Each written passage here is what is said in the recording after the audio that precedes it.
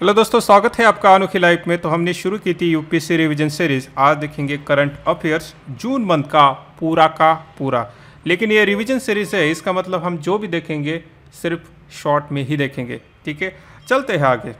आगे बढ़ने से पहले अगर आपने कुछ भी करंट अफेयर नहीं पढ़ा है तो ये पीडीएफ आपको अनोखी लाइफ टेलीग्राम चैनल पर मिल जाएगी। अगर आपने पूरे साल बहुत अच्छी तरह से पढ़ाई की है तो ध्यान से सुनिएगा, आपका रिवीजन हो जाएगा। ठीक है, चलिए शुरुआत करते हैं पॉलिटी से। First article uniform civil code, तो इसके बारे में आपने ज़रूर पढ़ा है। तो कहाँ मिलता है संविधान में? आर्टिकल 44 में मिलता है। तो पूरे देश में लागू है क्या? नहीं है, इसे तो झगड़ा चल रहा है। तो गोवा ऐसा ओनली स्टेट है जहाँ पर ये यूनिफॉर्म सिविल कोड लागू है। ठीक है, तो इसके बारे में सुप्रीम कोर्ट क्या कहता है? Shah Bano case ABC versus state of Delhi, इसमें उसने कहा गया है, इन कंक्लूड किया जाए तो ऐसा कहते हैं कि यूनिफॉर्म सिविल कोड होना चाहिए। ठीक है, तो आगे बढ़ते हैं। सिमिलरली आपको पर्सनल लॉ, क्योंकि ये यूनिफॉर्म सिविल कोड के बारे में होता, तो पर्सनल लॉ किसे कहते हैं ये भी आपको ज़रूर मालूम होना चाहिए। ठीक है, तो पर्सनल लॉ किसे कहते हैं?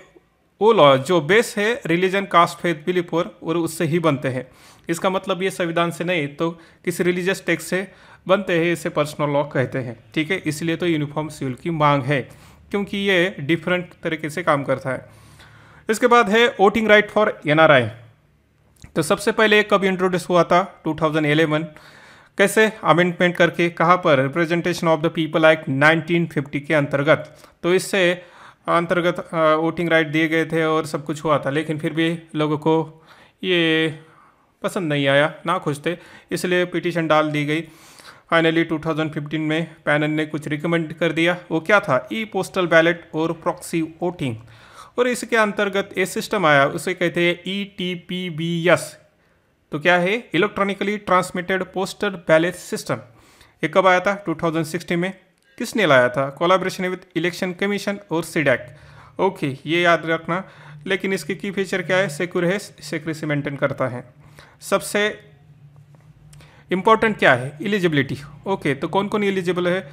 जो इलेक्शन ड्यूटी पर है, मेंबर ऑफ आर्म फोर्सेस, जो जिसको रखा है प्रिवेंटिव डिटेक्शन के अंतर्गत कि भाई तू कुछ कर सकता है तो चुपचाप यहाँ बैठ ले, लेकिन हम तुम्हें राइट देते हैं।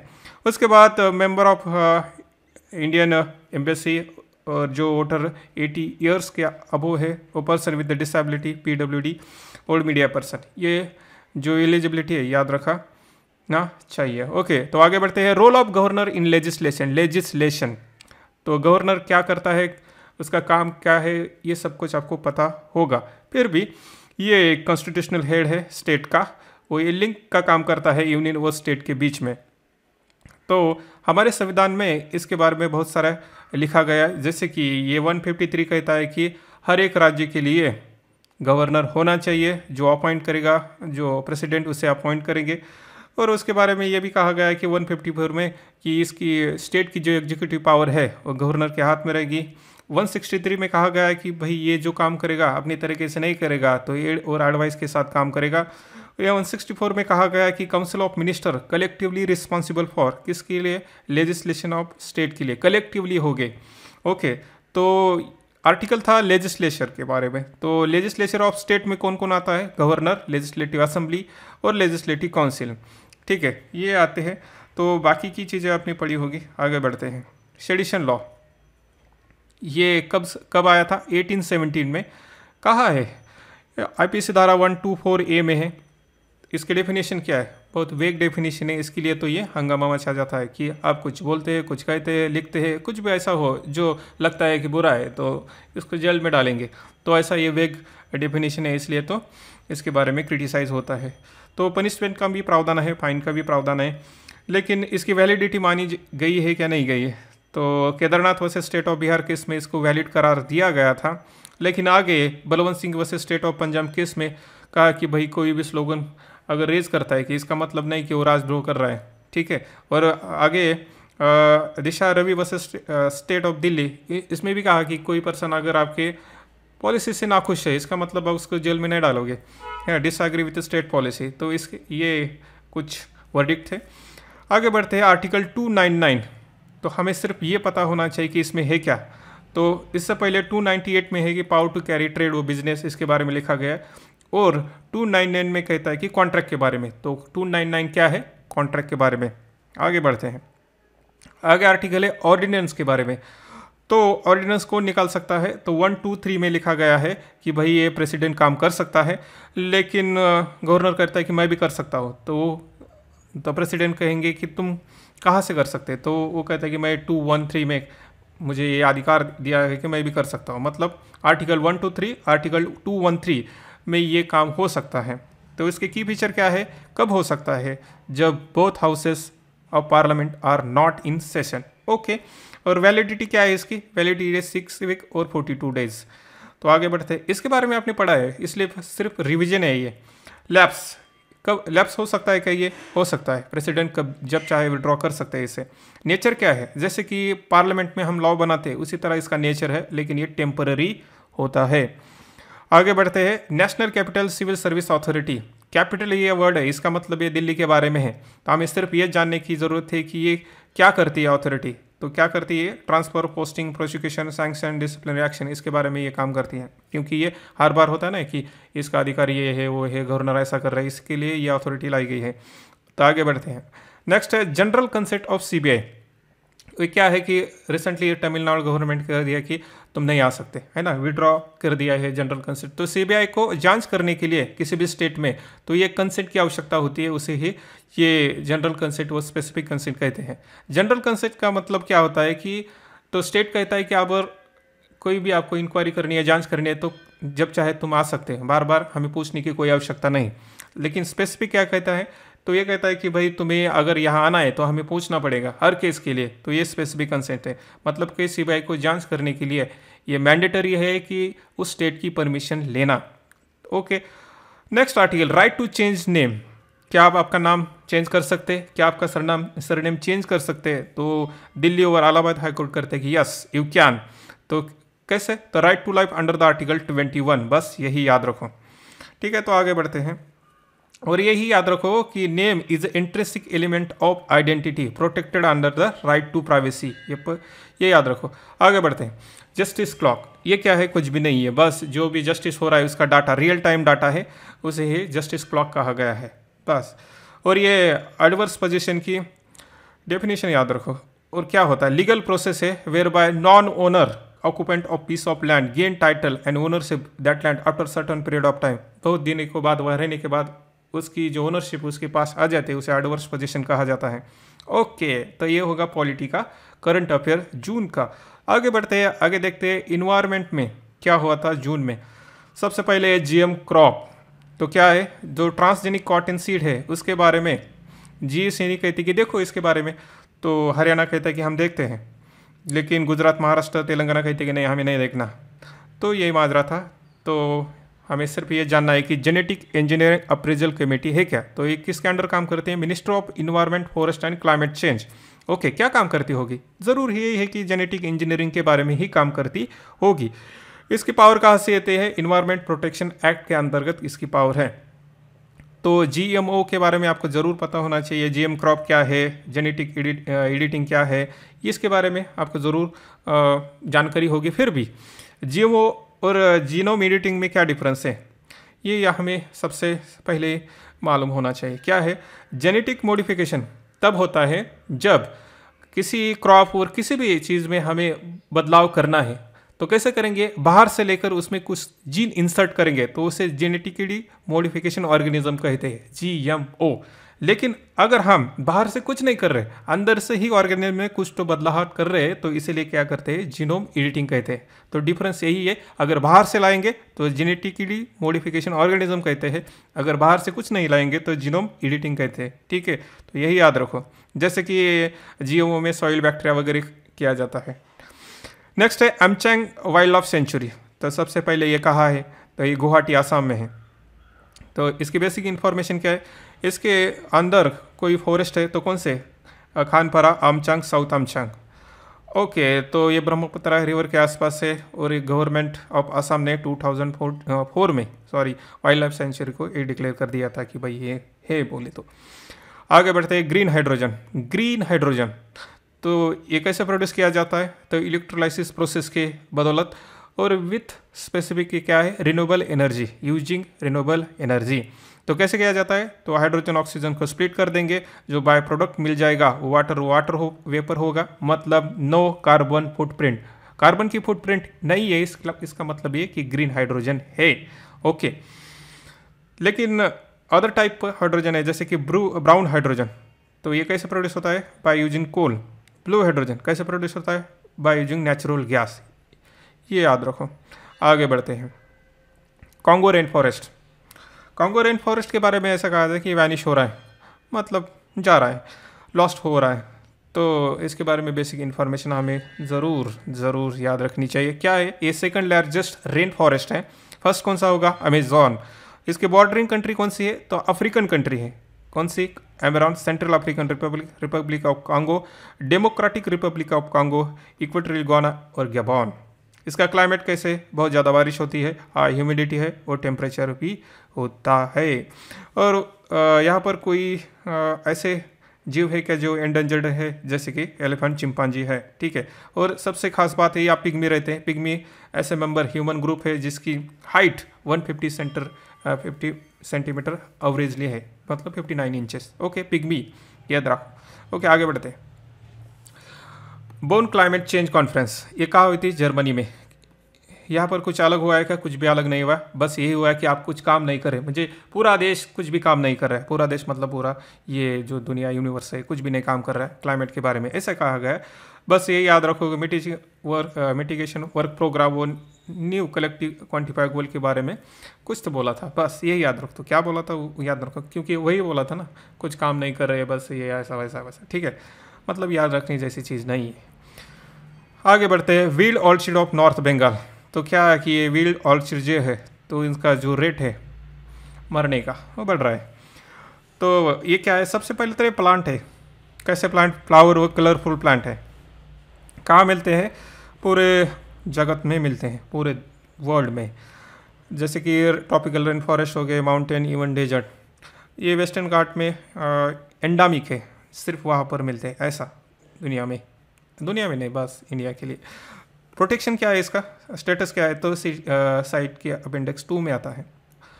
आगे बढ़ते हैं, ग्रीन क्रेडिट प्रोग्राम। तो ये कब लॉन्च हुआ था, 2023। अब क्या हुआ है, ये ministry of environment forest climate change है ना, उसने रूल्स नोटिफाई कर दिया था। तो ग्रीन क्रेडिट है, इसका मतलब कि भाई आप अच्छा काम करो, जैसे कि एफोरेस्टेशन, वाटर कंजर्वेशन, तो हम तुम्हें क्या करेंगे, एडिशनल इंसेंटिव देंगे। ओके, तो यहाँ पर कोई भी क्रेडिट ले सकता है, जैसे कि local body, urban individual. Okay, और मिनिस्ट्री कौन सी है, ministry of environment forest and climate change. Okay, आगे बढ़ते हैं, यूनियन ऑफ CCC क्या है, हमें सिर्फ ये पता होना चाहिए कि ये बेसिक क्या है, बेसिक। तो ये कब आई थी, 1992 में आई थी। तो इसे अर्थ समिट पर कहा जाता है, रिवो समिट में कहा जाता है, वो रिवो कॉन्फ्रेंस ही कहा जाता है। ओके, तो ये फोर्स में कब आई थी, 1994 में। इसकी मेंबरशिप कैसी है, यूनिवर्सल है। इसका पहला जो सेक्रेट था, ओरिजिनल कहा था जेनेवा, बाद में उसे कहा कि नहीं हमें मंजूर नहीं है, हम जाएंगे जर्मनी में, तो बोन में इसको शिफ्ट कर दिया गया। COP क्या होती है, कॉन्फ्रेंस ऑफ पार्टी होती है, जहाँ पर अच्छे डिसीजन लिए जाते हैं, भाई ये करना है वो करना है, वो COP होती है। आगे बढ़ते हैं, वर्ल्ड इन्वायरमेंट डे कब मनाया जाता है, जून 5 को। इस बार की थीम क्या थी, बीट प्लास्टिक पोल्यूशन। ओके, तब पहली बार कब मनाया गया था, 1973 में। उसकी थीम क्या थी, ओनली वन अर्थ। तो आगे बढ़ते हैं, national working plan code. Okay, ये किसके बारे में है, ये है फॉरेस्ट के बारे में, बस यही याद रखो। इससे पहले आया था क्या, यस आया था। आगे बढ़ते हैं, कांगर वैली नेशनल पार्क, ये कहाँ है, जगदलपुर, छत्तीसगढ़। कब इस्टेब्लिश हुआ था, 1982 में। यहाँ पर स्पेसिफिक क्या है, कांगर रिवर है, और छत्तीसगढ़ का जो स्टेट बर्ड है हिल माइना, यहाँ पर मिलता है, बस यही याद रखो। तो कुछ स्पेसिस न्यूज़ में है, जैसे कि स्पॉटेड पॉन्ड टर्टल, तो ये कहा, इसके नाम pond turtle, black spotted turtle, Hamilton terrapin, ऐसा इसका नाम है। कहाँ मिलता है, north eastern Indian subcontinent, India, Pakistan, Nepal, Bangladesh में ये तुम्हें दिखेगा। इसका स्टेटस क्या है, IUCN में एंडेंजर्ड है। वाइल्ड लाइफ प्रोटेक्शन एक्ट 1972 के अंतर्गत शेड्यूल 1 में आता है, साइट में अपेंडिक्स 1 में आता है, और ये एटलांटिक वाटर बॉडी में आपको दिखेगा। इसके बाद है इंडियन माउस डियर। तो इंडिया, श्रीलंका, नेपाल में ये आपको दिखेगा, और ये सबसे स्मॉलेस्ट डियर इन इंडिया है, हाईली नॉक्टर्न है, और आयुसन की रेड लिस्ट में लीस्ट कंसर्न में है। ओके, आगे है एलिगेटर गारफिश। गारफिश तो ये कहाँ मिलती है? North central America, Mexico, India में भोपाल, केरला में, और इसका स्टेटस क्या है? लीस्ट कंसर्न है। Okay, Himalayan brown bear. Himalayan brown bear तो कहाँ मिलेगा? हिमालयन में मिलेगा। तो ये क्रिटिकली एंडेंजर्ड है, याद रखो, largest carnivorous critically endangered. Site के अपेंडिक्स 1 में आता है, और वाइल्ड लाइफ प्रोटेक्शन एक्ट 1972 के अंतर्गत शेड्यूल 1 में आता है। ब्लैक सॉफ्ट शेल टर्टल, ये कहाँ मिलेगा? ये मिलेगा नॉर्थ ईस्टर्न इंडिया, बांग्लादेश और ब्रह्मपुत्रा रिवर के ट्रिब्यूटर के आसपास मिल जाएगा तुमको, अगर जाना है तो मिल लो जाके। तो आइसन के रेड लिस्ट में ये क्रिटिकली एंडेंजर्ड है, साइट में अपेंडिक्स 1 में आता है, लेकिन 1972 में कोई भी प्रोटेक्शन नहीं है। ये हमेशा याद रखो, क्योंकि ये अलग बात है थोड़ी। ठीक है, आगे बढ़ते हैं। अब देखते हैं ज्योग्राफी के करंट अफेयर जून मंथ के। फर्स्ट इज खालसा बंदूरी प्रोजेक्ट, कहाँ पर है? ये महादाई रिवर पर है। ये क्या करेंगे? तो उसका जो वाटर है, drinking water, Belagavi, Dharwad, Bagalkot, Gadag district के कर्नाटक में उसको डाइवर्ट किया जाएगा। कैसे करेंगे? तो बैरेज डेवलप करके। तो ये महादाई रिवर है, इसके बारे में आपको ज़रूर इन्फॉर्मेशन होनी चाहिए, जैसे कि ये भीमगढ़ वाइल्ड लाइफ सेंचुरी में ओरिजिनेट होती है और जाकर मिलती है अरेबियन सी, ठीक है, गोवा में। तो ये भी याद रखो। आगे आर्टिकल है salt cavern based on oil reserve. Oil को रिजर्व करने के लिए, मतलब ऑयल जैसे कि हाइड्रोकार्बन, नेचुरल गैस प्रोडक्ट, इसके लिए ये सिस्टम है। तो ये किसके अंडर आती है? Ministry of petroleum natural gas. अभी तक कहाँ का है? मंगलुरु, पदूर कर्नाटक में, और विशाखापट्टनम इन आंध्र प्रदेश। नेक्स्ट आर्टिकल किलाऊ में भी इसका प्रोनाउंसिएशन अलग हो सकता है। ये क्या है? Most volcano in the world है। तो कहाँ है? हवाई, ठीक है। तो ये अब तक बहुत बार इरप्ट हो चुका है, और ये सील्ड वोल्केनो है। सील्ड वोल्केनो मतलब इसकी क्या कैरेक्टरिस्टिक है? ये जैसे कि लो विस्कोसिटी, रनिंग लावा और स्प्रेडिंग फार फ्रॉम सोर्स, बहुत लंबा जा सकता है ये। इसके बाद ये वोल्केनो इंडिया में है क्या? है एक्टिव कौन सा है? बैरन आइसलैंड, अंडमान में मिलता है। बाकी नारकोडम, अंडमान आइसलैंड, बारटंग, ये एक्टिव नहीं है, बस है अंडमान आइसलैंड। डेक्कन ट्रैप, महाराष्ट्र। दिवंदर hills, Gujarat. Dhosi hill, Haryana. Okay, next है nutri garden project. Nutri garden मतलब क्या है? कि तुम अच्छा खाओ, अच्छा रहो। इसके लिए ministry of woman child development क्या कहती है कि भाई आपके पास जो भी जगह है वहाँ पर तुम काम करो, है ना। न्यूट्रिनिच क्रॉप जो है उसे तुम्हें जर्मिनेट करना चाहिए, उगाना चाहिए, और खा के अच्छी तरह रहना चाहिए। इसलिए तो अर्बन एरिया में आप गार्डनिंग कर सकते हैं, रूरल एरिया में आपके बैकयार्ड में जो जगह है उस पर काम कर सकते हैं, ताकि आपकी हेल्थ वगैरह अच्छा रहे। इसलिए ये न्यूट्रन गार्डन प्रोजेक्ट है। आगे बढ़ते हैं डायरेक्ट सीडिंग मेथड। तो राइस को डायरेक्टली जर्मिनेट करने की ये मेथड है। Pre germinated rice seed are directly drill into the field using the tractor powered machine eliminating the seed. मतलब क्या है कि भाई एक मेथड है राइस को उगाने की। तो इसके एडवांटेज क्या है? वाटर सेविंग, लेबर की कम हो, reduce labour requirement, lower herbicide cost और डिक्रीज मिथेन इमिशन। ओके, इसके लिमिटेशन क्या है? यही कि भाई आपको टाइमली इसकी जो प्रोसेस है करनी पड़ेगी, और इसके हायर सीड रिक्वायरमेंट ज़्यादा है। बाकी की आप देख सकते हैं। तो आगे बढ़ते हैं हीट वेव। तो देश में ऐसा हो रहा है कि हीट ज़्यादा बढ़ रही है और लोग सफ़र कर रहे हैं, इसलिए ये आर्टिकल न्यूज़ में था। हीट वेव किसे कहते हैं? बहुत लंबे समय तक अगर एक्सट्रीम टेम्परेचर रहता है तो उसे हीट रीजन कहा जाता है। तो ये IMD डिसाइड करती है। अगर प्लेन में एटलीस्ट 60 डिग्री सेल्सियस, तो उसे एक्सट्रीम हीट वगैरह कहा जा सकता है। और कोस्टल जो एरिया है उस पर 37 डिग्री सेल्सियस अगर होगी तो उसे में भी इसका दर्जा दिया जा सकता है। हिली रीजन में 30 डिग्री सेल्सियस, मतलब ये याद रखो कि 40, 37, 30 डिग्री। इसके बाद आता है अगर टेम्परेचर डेविएशन 4 डिग्री और 6 डिग्री, तो ये नॉर्मल कहा जाएगा। और उससे ज़्यादा बढ़ता है, 6.5 डिग्री ज़्यादा होता है तो उससे बड़ा हीट वेव। और एक्सट्रीम कब कहा था? जब टेम्परेचर 45 डिग्री और 47 डिग्री और उससे ज़्यादा होगा तो उसे क्या होगा? एक्सट्रीम हीट, बहुत ज़्यादा हीट है और आप घर में बैठो। इसके बाद आगे बढ़ते हैं इंडियन ओशन डाइपोल और इल नानो। इसके बारे में भी आपने ज़रूर पढ़ा होगा, फिर भी शॉर्ट में इंफॉर्मेशन। इल नानो को लिटिल बॉय कहा जाता है। ये होता कहाँ है? पैसिफिक ओशन में। याद रखो, पैसिफिक ओशन में, और इसे सप्रेस मानसूनपन कहा जाता है। फर्स्ट नोटिस 1920 में, और ये एवरेजली 2 to 7 ईयर में दिखाई देगा आपको। इसका इम्पैक्ट क्या है? इसके इम्पैक्ट है कि जैसे कि ये southern America, United state, horn Africa, central Asia, यहाँ में बहुत ज़्यादा बारिश है, यहाँ के लोग खुशी से झूम उठते हैं। लेकिन ड्रॉट आता है Australia, Indonesia, part of southern Asia. लानीना इसे लिटिल गर्ल कहते हैं, और ये डिस्कवर हुआ था 1980 में, और ये जो कंडीशन है इल नानो की विपरीत होती है। इसका इम्पैक्ट क्या है? इसका इम्पैक्ट है जैसे कि लैंडफॉल होगा एशिया, चाइना में, फ्लड आएंगे ऑस्ट्रेलिया में, टेम्परेचर इंक्रीज होगा पैसिफिक ओशन, इंडियन ओशन में, सोमालिया कोस्ट में, और साउथ अमेरिका में ड्रॉट दिखेगा आपको, जैसे कि पेरू, इक्वाडोर में। तो ये इम्पैक्ट याद रखो, क्योंकि वो जो भी इंफॉर्मेशन है कैसे क्रिएट होता है वो आपने ज़रूर पढ़ी होगी। आगे बढ़ते हैं। इल नानो सदर ओसिलेशन, मतलब क्या है कि ये लानिनो इल नाना है, और इसका एक फेज है, इसे न्यूट्रल फेज कहा जाता है। यही है इल नानो सदर्न ओसिलेशन, मतलब sea surface temperature remains same, long term के लिए सेम रहता है, इसलिए इसे इल नानो सदर्न ओसिलेशन कहा जाता है, ENSO। Similarly Indian ocean dipole किसे कहते हैं? देखो, जो कंडीशन हमने देखी है, अगर वही इंडियन ओशन में होने लगी तो उसे इंडियन नीनो कहते हैं। इल नानो जब अगर इंडियन ओशन में होने लगा तो इसे इंडियन इल नानो कहा जाता है, या इंडियन नीनानो कहा जाता है। ये कहाँ पर अफेक्ट करता है? जैसे कि Indonesia, Malaysia coastline, Africa coastline, near Somalia in the west. Positive IOD कब होता है? मतलब ये इंडियन ओशन डाइपोल कब होता है? जब इल नानो की सेम कंडीशन, मतलब क्या है कि सी सरफेस टेम्परेचर इंक्रीज वगैरह होना जो आपने पढ़ा होगा, वो अगर इंडियन ओशन में होने लगा तो उसे पॉजिटिव आईओडी कहा जाता है। निगेटिव आईओडी कहा होता है जब अल नानो की कंडीशन अगर सिमिलरली इंडियन ओशन में होने लगी तो उसे अल नीना कहते हैं, आईओडी, ठीक है, निगेटिव आईओडी। तो मतलब ये क्या है कि सब खेल है टेम्परेचर डिफरेंस का, वेस्टर्न व ईस्टर्न साइड पे। ओके, इसके इम्पैक्ट क्या है?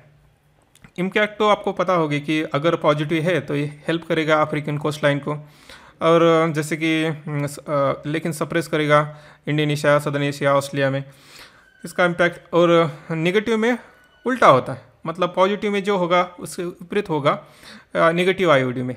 ओके, तो ये इसके बारे में मतलब इम्पैक्ट याद रखो, रीज़न याद रखो। आगे बढ़ते हैं। Paris global climate financing summit है, मतलब फाइनेंस के बारे में कुछ कहा जाएगा, भाई क्लाइमेट हो रहा है तो पैसा दे दो, हम काम करेंगे। तो पेरिस में ये समिट हुई थी। इसमें क्या कहा गया? तो कुछ अनाउंसमेंट किए गए थे, जैसे कि लेंडिंग कैपेसिटी को अनलॉक किया गया है, कितनी होगी इसके बारे में मत सोचो। वर्ल्ड बैंक ने भी कुछ अनाउंस कर दिया है कि भाई एक्सट्रीम वेदर कंडीशन में हम कुछ तो करेंगे, disaster clause of debt deal. इसके साथ private sector investment lab, just energy transition partnership, इसके बारे में बोला गया है। ये याद रखो words, private sector investment lab, just energy transition partnership, ये रिसेंटली हुआ था। ओके, उसके बाद क्लाइमेट फाइनेंस गोल, इसके बारे में कहा है। ग्लोबल कार्बन मार्केट के बारे में भी कहा गया था। ये याद रखो, छोटी छोटी बातें याद रखो, क्योंकि यहाँ का कुछ क्या हुआ था, कैसे हुआ था, क्योंकि ये आपने ज़रूर पढ़ा होगा, नहीं पढ़ा तो यह आप पढ़ सकते हैं। हम सिर्फ शॉर्ट रिवीजन कर रहे हैं। तो शॉर्ट में अगर क्लाइमेट फाइनेंस के बारे में पूरे वर्ल्ड में क्या हो रहा है, तो जैसे कि आपको पता है ग्रीन क्लाइमेट फंड ये 2010 में आया था, जो काम करेगा कि भाई जो भी क्लाइमेट के रिलेटेड है उसकी फंडिंग के लिए, ठीक है।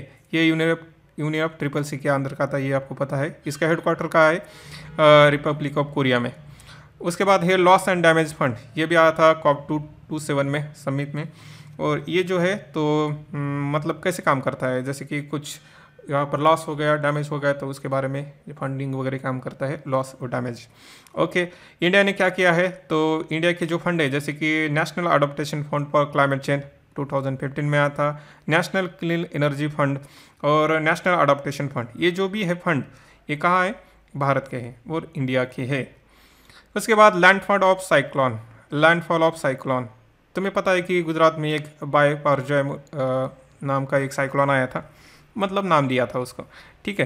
तो ये याद रखो, बस साइक्लोन के बारे में बहुत बार न्यूज़ आती है इसमें। और तुम ये भी पढ़ो कि ट्रॉपिकल साइक्लोन किसे भी कहते हो, कैसा आता है वगैरह वगैरह। इसका इम्पैक्ट क्या हुआ था? जैसे कि डिले होता है साउथ वेस्ट मानसून, और जो रिन्यूएबल एनर्जी है उस पर इम्पैक्ट होता है, टूरिज़्म थोड़ा सा ख़राब होता है, थ्रेट होता है उसके लिए। ओके, याद रखो, मतलब आप साइक्लोन के बारे में ज़रूर ज्योग्राफी में पढ़ना। आगे है मियावाकी फॉरेस्ट, मतलब ये क्या है? ये ऐसा एक प्रोजेक्ट है जिसमें आप फॉरेस्ट को बढ़ावा दे सकते हैं। ये किसने किया इसकी शुरुआत किसने की थी? जापानीज बॉटनिस्ट है अकिरा मियावाकी ने। तो वे क्या कहते हैं, अगर आपको शॉर्ट टाइम में फॉरेस्ट ग्रो करना है तो ये मेथड उन्होंने दिए थे। तो याद रखो कि ये मियावाकी क्या है, तरह फॉरेस्ट उगाने का एक तरीका है। तो इससे क्या हो सकता है, ट्री की जो ग्रोथ है 10 टाइम फास्टर हो सकती है, और डेंसिटी 13 टाइम्स मोर हो सकती है, और ये 13 times more carbon dioxide absorb करता है। मतलब अच्छा है, मतलब इसके नेगेटिव इम्पैक्ट में है, लेकिन हमें अच्छे अच्छे पॉइंट देखने हैं। आगे बढ़ते हैं, Asia Pacific plant protection commission.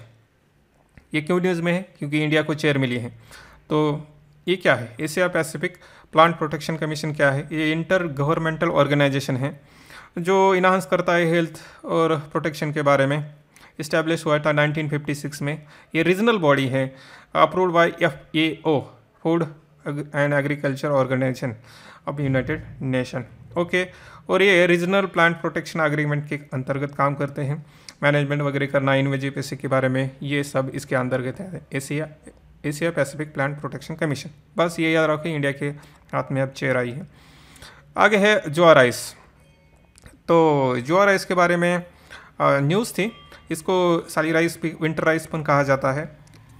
ये कैसे इसका उगा सकते हैं? जैसे कि मार्कलैंड लैंड चाहिए अपलैंड, और sali seed beds, upper rooting the seeding late in season, मतलब ऐसी लैंड होनी चाहिए जहाँ पर विंटर जैसा का, मतलब विंटर सीजन में इसको उगाया जा सकता है। एरोमेटिक ज्वार राइस है इसकी, ठीक है, थोड़ी सी ज़्यादा अच्छी प्रॉपर्टी मिलती है, इसलिए साइंटिस्ट ने इसे एक्सप्लोर वगैरह कर दिया, इसलिए न्यूज़ थी। कहाँ कल्टिवेट होता है? आसाम में, ये भी याद रखो। और aromatic endosperm, characterise by aromatic endosperm. देखो, छोटी छोटी जो इन्फॉर्मेशन है वो आपको पढ़नी होगी, ठीक है, क्योंकि ये सिर्फ करंट अफेयर है। अगर डीप में जाएंगे तो ऐसा हो सकता है कि ये लेक्चर जाएगा 7-8 घंटे में, नहीं करना है हमें वैसा, ठीक है। तो आगे बढ़ते हैं, सागर समृद्धि। तो क्या है ये सागर समृद्धि? सागर समृद्धि मिनिस्ट्री है, ministry of port shipping waterway. इसका एम क्या है? वेस्ट टू वेल्थ, ठीक है, मतलब भाई जो वेस्ट हो रहा है उसको वेल्थ में कन्वर्ट करना है, सागर समृद्धि। तो develop by national technology centre of port waterway coast. Okay, याद रखो कि जो भी वेस्ट हो रहा है आसपास उसको अच्छी तरह से यूज़ करना है।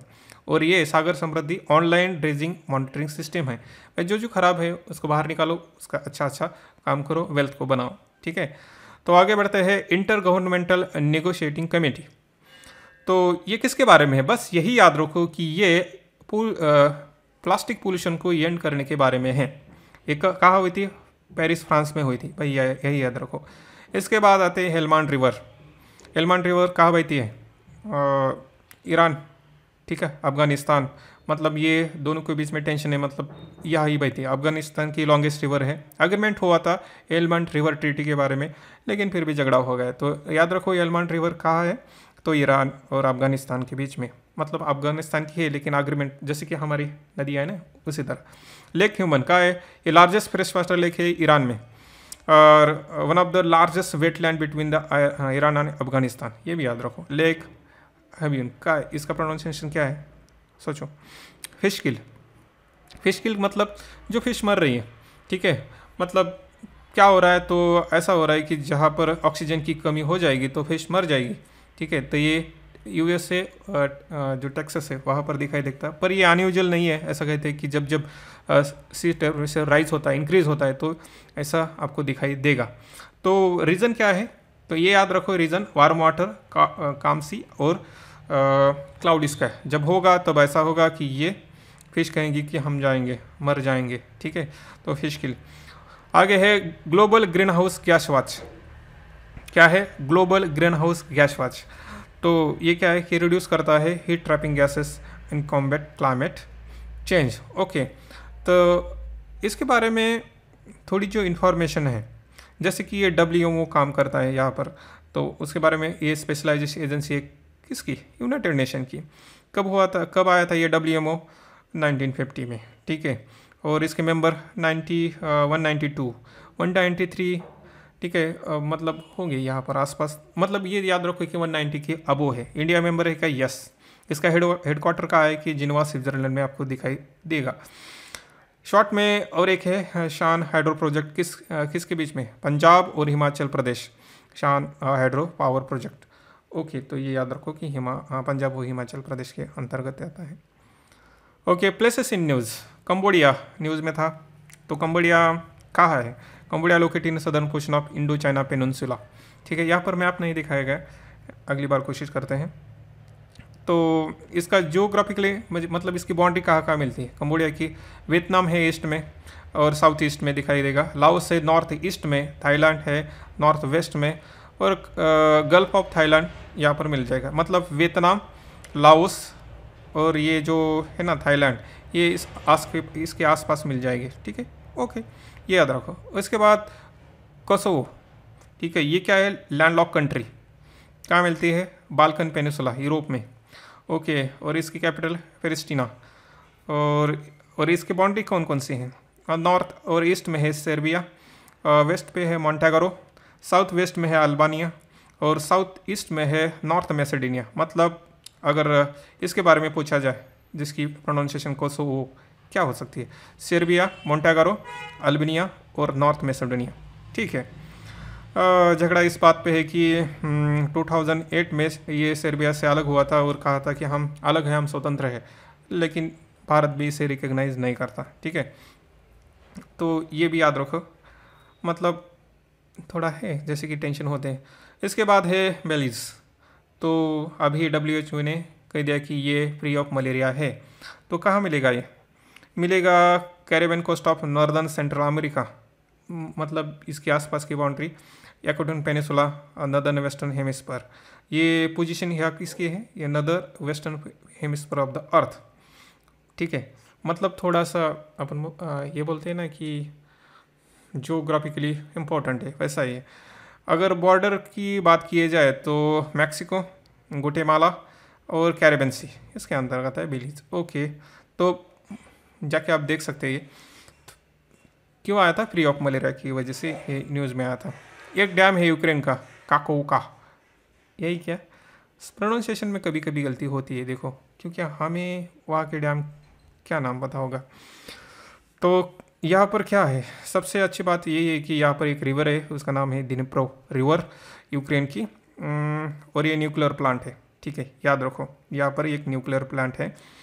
और ये जो रिवर है ना दिनिप्रो, तो ये 4th longest river in Europe में है, और ये फ्लो होती है रशिया, बेलारस, यूक्रेन, और जाकर मिलती है ब्लैक सी में। ओके, तो यूक्रेन का ये डैम है जो न्यूज़ में था।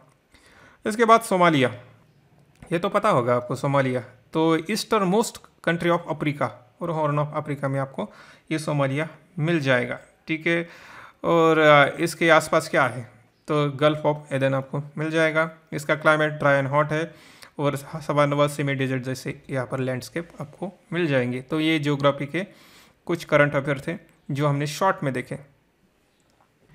ओके, चलिए आगे बढ़ते हैं, इंटरनेशनल रिलेशन के जो करंट अफेयर आए थे उसके बारे में देखते हैं। फर्स्ट है इजिप्ट स्टेट। इजिप्ट के बारे में इंटरनेशनल रिलेशन में क्या होता, मतलब हमारे PM गए थे वहाँ पर, तो उनको ऑर्डर ऑफ नाइल ये पुरस्कार दिया गया था, highest honour of the land ऐसा कहा। तो ये याद रखो कि ऑर्डर ऑफ नाइल किसका है, तो इजिप्ट का है। और हमारे प्रधानमंत्री हेलियोपोलिस में गए थे, जहाँ पर कुछ तो हुआ था, मतलब ये याद रखो कि कहाँ है हेलियोपोलिस, तो इजिप्ट में मिलता है। और उसके बाद यही याद रखो दाऊदी बोहरा कमेटी कहाँ है, इजिप्ट की है, तो ये याद रखो। ठीक है, फैक्ट्स क्या है कि हमारी एक ट्रीटी है, फ्रेंडशिप ट्रीटी, जो इजिप्ट के साथ है, और हम पहली बार इंडियन आर्मी और इजिप्टियन आर्मी ने साइक्लोन फर्स्ट ये एक्सरसाइज की है जनवरी 2023 में। और इंडिया यूनिट ये जो है रिलेटेड है इजिप्ट के, तो जहाँ पर इजिप्ट और भारत के रिलेशन अच्छे करने की कोशिश है, तो याद रखो कि ये सब कुछ। उसके बाद नेपाल प्राइम मिनिस्टर की विजिट थी इंडिया में, तो हमें बस यही याद रखना है कि जो नेपाल के साथ जो बॉर्डरिंग हमारे स्टेट है कौन से, उत्तराखंड, उत्तर प्रदेश, वेस्ट बंगाल, सिक्किम, बिहार। कौन कौन है, उत्तराखंड, उत्तर प्रदेश, वेस्ट बंगाल, सिक्किम, बिहार, ऊपर वाले। और कुछ खास बातें जैसे कि शेयर ओपन बाउंड्री है, और treaty of peace and friendship भी दोनों के बीच में है। और ये दोनों भी सार्क और बिम्स्टेक के मेंबर हैं, नेपाल और इंडिया। और एक अग्रीमेंट है जैसे कि सिस्टर सिटी अग्रीमेंट, जैसे कि जनकपुर, अयोध्या, काठमांडू, वाराणसी, लुम्बिनी और बोध गया। ठीक है, उसके साथ ये बहुत सारे भी मिलिट्री एक्सरसाइज भी करते हैं, जैसे कि सूर्य किरण है। ओके, आगे बढ़ते हैं यूएन हाई सी ट्रीटी। तो ये हाई सी के बारे में आपको जो पता होगा, जो जोन वगैरह रहते हैं, फिर भी हम इसके थोड़ा सा संक्षिप्त में देखेंगे, मतलब शॉर्ट में। तो वर्ल्ड फर्स्ट इंटरनेशनल ट्रीटी किसके बारे में, मतलब पहली ऐसी ट्रीटी है जो सी के बारे में सोचती है, जो यूनाइटेड नेशन में है। उसी का ये याद रखो कि फर्स्ट ये हाई सी ट्रीटी जो है फर्स्ट ओशन के बारे में फर्स्ट ट्रीटी है। तो ये कैसी है, इंटरनेशनल अग्रीमेंट के अंतर्गत हुई है ओल्ड ओशन के बारे में। और ऑब्वियसली इसे क्या कहा जाता है, biodiversity beyond national jurisdiction, PBNG इसे ऑफिशियली कहा जाता है, लेकिन हम यूएन हाई सी ट्रीटी कहते हैं। तो की फीचर क्या है कि ये निगोशिएट करता है कि भाई इतने सोर्सेस है, ऐसे है वैसे है, लेकिन उसके बाद इन्वायरमेंट इम्पैक्ट असेसमेंट के बारे में बोलता है, बेनिफिट शेयरिंग के बारे में बोलता है, और बायोडाइवर्सिटी कंजर्वेशन, जो भी ओशन के अंदर बायोडाइवर्सिटी है उसके बारे में ये सब कुछ बातें करता है। मतलब अच्छी अच्छी बातें ओशन के बारे में कौन कहता है, तो हाई सी ट्रीटी के बारे अंदर कहा गया है। कब आई थी, 92 में है।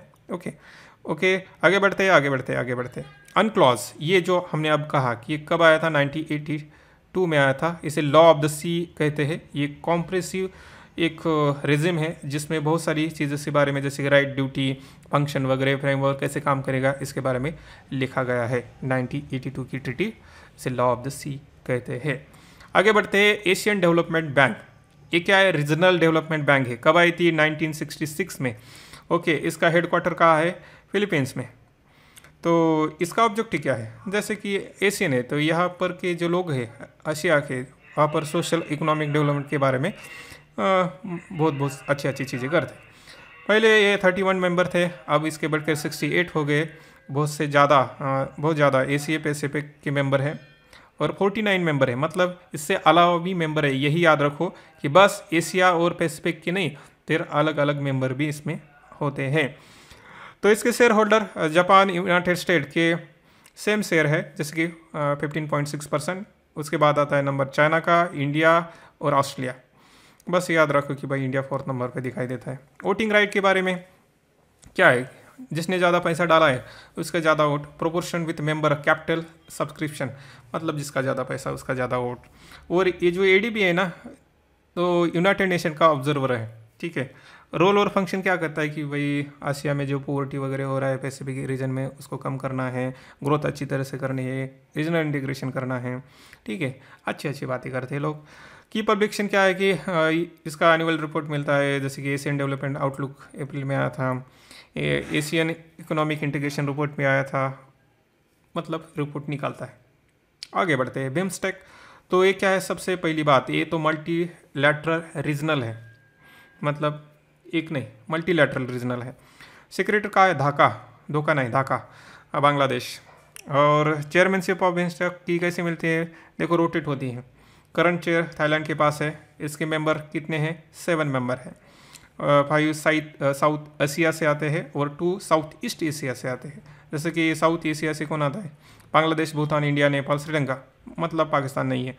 ठीक है, और साउथ ईस्ट एशिया से म्यांमार और थाईलैंड। इसका काम क्या है, प्रिंसिपल क्या है इसके, और territorial integrity, sovereignty, political independence, non interference, peaceful coexistence, ये सब अच्छी बात है। आगे बढ़ते हैं, ब्रिक की फॉरेन मिनिस्ट्री की मीटिंग हो गई थी और उसके बारे में आर्टिकल आया था। तो सबसे पहले ये जो ब्रिक है इसके बारे में हमें ज़रूर पता होना चाहिए। First brick summit was held in Russia 2099 में, और इससे अलग एक नाम दिया, ऐसा भी कहते हैं कि ये अल्टरनेटिव ब्रेटन वुड्स सिस्टम है। ठीक है, इसके अंतर्गत एक बैंक है जिसका नाम है न्यू डेवलपमेंट बैंक। ठीक है, और कुछ अच्छी बात है, जैसे कि कंटिजेंट रिजर्व अरेंजमेंट कहाँ मिलता है, तो ब्रिक में मिलता है। अर्बनाइजेशन फॉर्म किससे रिलेटेड है, ब्रिक से रिलेटेड है। वॉइस ऑफ ग्लोबल साउथ किसे कहा जाता है, तो ब्रिक्स को कहा जाता है। और ये पॉपुलेशन, ये पूरे जगत की हाफ पॉपुलेशन कहाँ मिलती है, यही मिलती है। ठीक है, और 2023 ये पिछले साल जो थीम थी क्या थी, brick and Africa, partnership of mutually accelerated growth, sustainable development and inclusive multilateralism. याद मत रखो क्योंकि याद नहीं होगा। आगे बढ़ो। इंडियन प्राइम मिनिस्टर विजिट थी यूएसए में, अमेरिका गए थे। अमेरिका गए तो क्या किया, उन्हें अच्छी अच्छी बातें की, बोले हम एनर्जी पे काम करते हैं, सस्टेनेबल डेवलपमेंट पे काम करते हैं, तो कटिंग एज रिसर्च के बारे में बोला। और उसके बाद इनोवेशन हैंडशेक, तो याद रखो इनोवेशन हैंडशेक किसके बीच में था, तो ये यूएसए और इंडिया के बीच में था। कुछ फैक्ट्स याद रखो, जैसे कि ये लोग क्वाड में शामिल हैं, जैसे कि ये दोनों ही I2U2 मतलब ये India, Israel, United state and United Arab के जो ग्रुपिंग है उसमें भी शामिल है। और बायलैटरल एक्सरसाइज है इंडिया और यूएस के बीच में, जैसे कि युद्धाभ्यास आर्मी की, वज्रपहार स्पेशल फोर्सेस की, ट्राई एक्सरसाइज है टाइगर टाइम नाम की। और निसार में दोनों देश काम करते हैं, इसरो और नासा, मतलब भारत और अमेरिका। आगे बढ़ते हैं। MSP मिनरल सिक्योरिटी पार्टनरशिप, तो इसके बारे में एक समिट हुआ था और यूएस ने किया था ये विथ अदर की पार्टनर। तो किसके बारे में है ये, देखो मिनरल सिक्योरिटी मतलब क्रिटिकल मिनरल के बारे में है, जैसे कि कोबाल्ट, निकेल, लिथियम और रेयर अर्थ, मतलब इसके यूजेस बहुत ज़्यादा अच्छी तरह से याद रखो। याद यही रखना है कि ये MSP है, इसका पार्ट इंडिया है। और रेयर अर्थ में आप देखेंगे तो ये जो एलिमेंट है तो इसेंशियली काम करते हैं, जैसे कि हाईटेक डिवाइस, जैसे कि हमारे कंप्यूटर वगैरह, वहाँ पर इस रेयर अर्थ का इस्तेमाल होता है। इसलिए तो इसकी ये क्या है, एक समिट व पार्टनरशिप के बारे में बोला है, ताकि इधर का उधर करेंगे और हम एक दूसरे की मदद करेंगे, इसलिए बस यही याद रखो। आगे बढ़ते। और ये नाम कुछ याद रखो, लेंथाइट, स्कैंडियम, एट्रियम, ये क्या है, रेयर अर्थ है। पूछा जा सकता है कि ये वर्ड्स देंगे ये किससे रिलेटेड है, रेयर अर्थ। उसके बाद NATO +5 स्टेटस, NATO का ग्रुप आपको पता है, ठीक है, लेकिन 5 कौन से कंट्री है, जैसे कि Australia, New Zealand, Japan, Israel, south Korea, मतलब इंडिया नहीं है। NATO +5 में इंडिया नहीं है। ये क्या काम करते हैं, मतलब Dishoom boosting global defence cooperation. आगे है समोसा, समोसा सही ना, तो किससे रिलेटेड है, भारत से। तो समोसा एक इनफॉर्मल ग्रुपिंग है, इंडिया ओरिजिन अमेरिकन के बारे में, ठीक है, मतलब इंडियन ओरिजिन जो कमिटी है उसके बारे में ये ग्रुपिंग है, बस यही याद रखो। आगे बढ़ते हैं। India Pacific economic framework of prosperity IPEE, तो ये किसके बीच में है, और ये jointly by US and other partner of country, Indo Pacific region के जो भी हैं वहाँ पर आपको ये दिखाई देगी कि बट यहाँ पर सबसे अच्छी बात है कि यहाँ पर रशिया, पाक, चाइना वगैरह दिखाई नहीं देते। इंडिया है क्या, है ना, देखो इंडिया है, तो इसमें इंडिया है।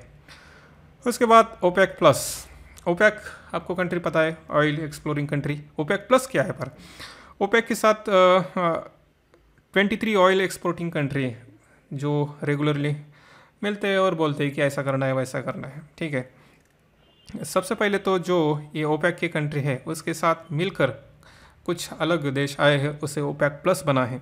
जैसे कि प्लस कंट्री कौन कौन सी है, अजरबैजान, बहरीन, मतलब इंडिया नहीं है कि नहीं, रशिया है, बस यही याद रखो। ये सब मिलकर 40% ग्लोबल का जो ऑयल है प्रोड्यूस करते हैं, ठीक। OPEC क्या था, ये 1960 में कार्टेल बना था, सब मिलके हम क्या करेंगे, ऑयल बेचेंगे, ऐसा एक कार्टेल बना था 1960 में।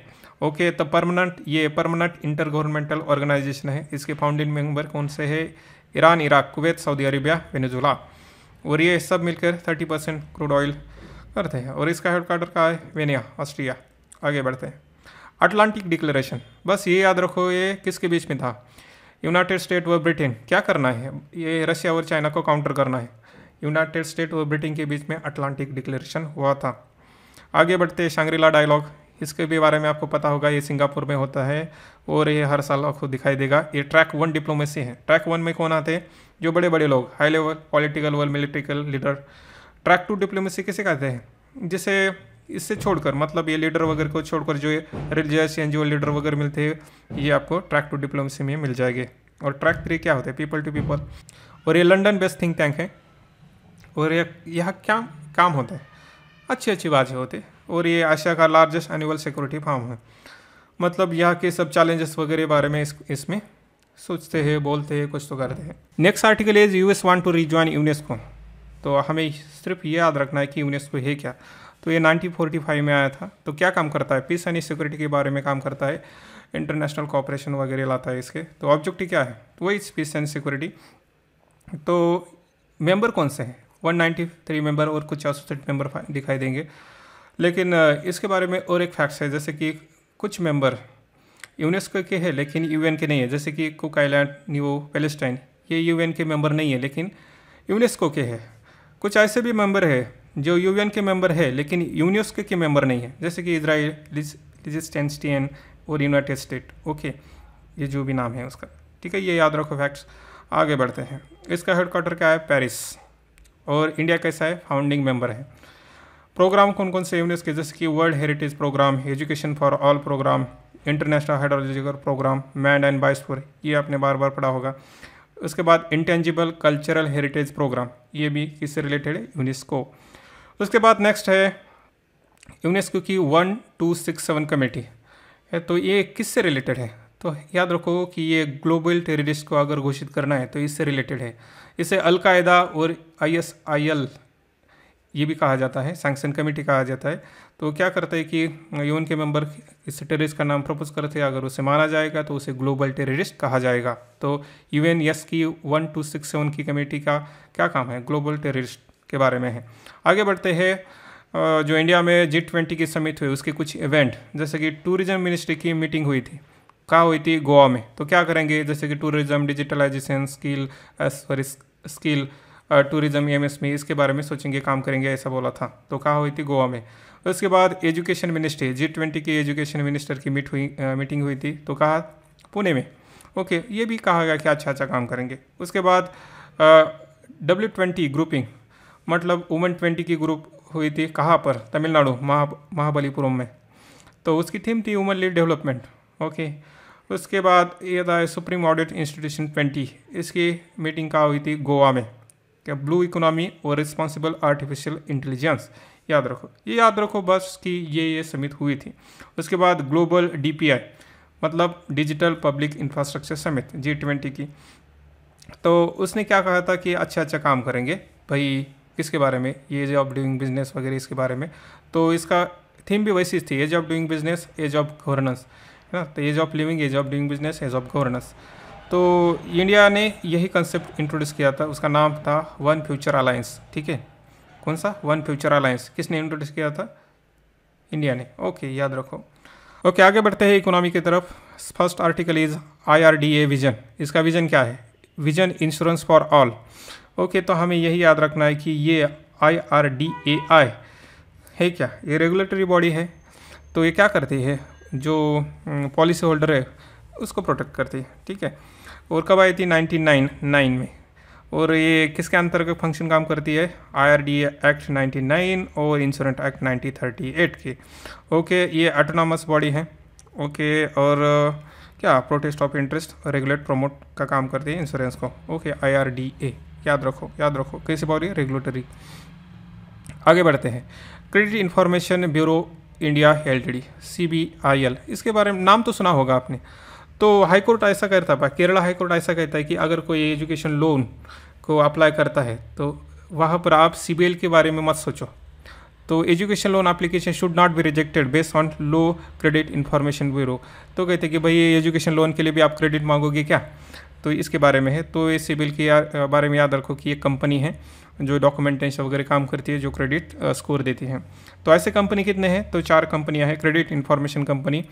तो जैसे कि Equifax credit information service private limited, CRF high marks credit information, credit information bureau, और एक्सपीरियन क्रेडिट इन्फॉर्मेशन। म्हणजे भारत में 4 कंपनियां जो क्रेडिट के बारे में काम करती है। ओके, लाइसेंस कहाँ से, रिजर्व बैंक ऑफ इंडिया और credit information company regulation act 2005, यहाँ से सब काम चलता है। उसके बाद MSP मिनिमम सपोर्ट प्राइस कब आया था, 1960 में। क्यों आया था पता होगा आपको। ठीक है, तो अभी प्रेजेंटली कितने एग्रीकल्चर कमोडिटी को ये MSP दिया जाता है, 23। तो उसमें 7 टाइप सीरियल्स है, पैडी, वीट, मेज, बाजरा, ज्वारी, रग्गी, बरेली, और 5 है पल्सेस, चना, अरहर, उड़द, मूंग, मसूर। 7 ऑयल सीड है, mustard, groundnut, soybean, sunflower, जो याद रखते हैं याद रखो। और 4 commercial, cotton, sugarcane, copra, रोजट। ओके, और FRP किसके लिए है? तो शुगर केन के लिए है, ठीक है। और ये सब काम किस कोर करता है? CCE, cabinet committee of economic affair. Okay, और इसके अंतर्गत ये रिकमेंडेशन देती है commission of agriculture cost and prices everywhere, ठीक है। याद रखो याद रखो याद रखो याद रखो। और एक इससे रिलेटेड है प्राइस डिफिशिएंसी सिस्टम, जो नीति आयोग ने ये 3 एक्शन एजेंडा लॉन्च किया था। अगर प्राइस डिफिशिएंसी होगी तो सब कुछ वैसा वगैरह करेंगे, तो उसमें स्कीम में अंडर जो आपने पढ़ी होगी। आगे बढ़ते हैं सेमीकंडक्टर मैन्युफैक्चरिंग, क्योंकि ये जो आने वाला कल है इसमें सेमीकंडक्टर की बहुत आवश्यकता होगी, इसलिए इसकी मैन्युफैक्चरिंग बढ़ाने के लिए मिनिस्ट्री ऑफ इलेक्ट्रॉनिक IT ने कुछ काम किया है, तो वही यहाँ पर देखा गया है। तो अगर आप ये इंडस्ट्री वगैरह करते हैं तो हमको प्रोडक्शन लिंक्ड इंसेंटिव दिया जाएगा, ऐसा कुछ करके मुझे है ना अट्रैक्ट कर रहे हैं लोगों को। तो ये मिशन पे है जो इंडिया सेमीकंडक्टर मिशन के नाम से जाना जाता है। आगे बढ़ते हैं। National bank for financing infrastructure and development, NABFID, तो इसने क्या कहा है कि भाई फाइनेंस करने के लिए हम तुम्हें, फाइनेंसिंग बैंक है ये। तो सबसे पहले तो ये कहाँ से फाइनेंस करते हैं, मतलब इससे पैसा किससे मिलता है? तो पहले तो ये 100% ओन बाय सेंट्रल गवर्नमेंट, लेकिन बाद में सेंट्रल गवर्नमेंट कहा कि भाई हम आपके स्टार्टिंग में काम कर देंगे, लेकिन इसके बाद आपको खुद करना पड़ेगा। तो रिड्यूस 26, मुझे हर बार इसके रिड्यूस किया जाएगा। तो ये NBFID मनी बारो कैसे कर सकते हैं, जैसे कि central government, RBI, schedule bank, mutual fund और मल्टीलैटरल इंस्टीट्यूशन। तो याद रखो कि क्या है कि फाइनेंस करने के लिए एक बॉडी क्रिएट की जा रही है, उसका नाम है NBFID। तो इससे पैसा कहाँ से मिलेगा? तो सेंट्रल गवर्नमेंट से, और इसे बाद में कम किया जाएगा, ठीक है। और उसके बाद है 75 नंबर का कॉइन। तो ये कब लाया था? जैसे कि आपको पता है कि ये कमोमेरेटिव कॉइन रहते हैं, जिससे दिखावे के लिए जो कॉइन रहते हैं उसमें इसका भी नाम आता है। तो हमें बस यही याद रखना है कि ये कौन करता है, मुझे purchase bye security and printing minting corporation of India limited. Okay, मतलब यहाँ पर तुम्हें अवेलेबल मिलेगा। लेकिन फैक्ट यही है कि फर्स्ट टाइम कब आया था? 1964 में, ठीक है।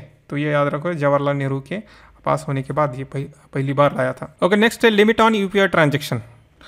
तो रिसेंटली ऐसा कहा जाए कि भाई अगर आप UPI से ट्रांजेक्शन करते हैं तो 1 लाख से ज़्यादा नहीं करेंगे है पर डे। तो यही नोटिफिकेशन था। तो ये जो सब कुछ काम करता है तो NPCI करता है, जो रिजर्व बैंक ऑफ इंडिया और इंडिया बैंक एसोसिएशन के वित्त काम करता है। तो इसके पार्टिसिपेंट कौन कौन है? जैसे कि PCP मतलब payer payment service provider, PayB, PCP, remitter bank, beneficiary bank, NPCI, बहुत सारे होल्डर आपको दिखाई देंगे। बस यही याद रखो कि लिमिट किया था, इससे पहले आप थोड़ा ज़्यादा कर सकते थे। आगे बढ़ते हैं। RBI का एक नया सिस्टम आ गया है, लाइट वेट पेमेंट सिस्टम और सेटलमेंट सिस्टम। तो इसे बंकर भी कहा गया है। तो क्यों कहा गया ऐसा, मतलब लाने की क्यों ज़रूरत थी? अभी तो अच्छा चल रहा है ना, UPI BPI, हम गूगल पे सब कुछ कर सकते हैं, फिर भी लाइट वेट पेमेंट सिस्टम लाने की क्या आवश्यकता थी? तो वो कहते भाई अगर एक्सट्रीम कंडीशन हो गई तो उस टाइम में क्या करेंगे, क्योंकि ये सब जो सिस्टम है इंटरनेट पर चलती है, सब कुछ ऐसा मुझे ऑनलाइन होता है, लेकिन कुछ ऐसी सिस्टम होनी चाहिए जब हम एक्सट्रीम कंडीशन में हो, मतलब इंटरनेट वगैरह नहीं चलता हो तो क्या काम करेंगे। तो इसके लिए ये ला गया है ताकि जो भी काम है अच्छा हो सके, ठीक है। मतलब जो भी अभी के सिस्टम चल रहा है उस पर हेवी ट्रांजैक्शन होते हैं, लेकिन हमें अगर फ्यूचर में कुछ अच्छा काम करना है तो इसीलिए इसकी ज़रूरत पड़ेगी। तो ये क्या करेगा, तो इसके लिए कोई हार्डवेयर सॉफ्टवेयर की कम से कम आवश्यकता होगी, और ये एक्सट्रीम कंडीशन में काम करेगा, जो स्टेबल करेगा इकोनॉमी।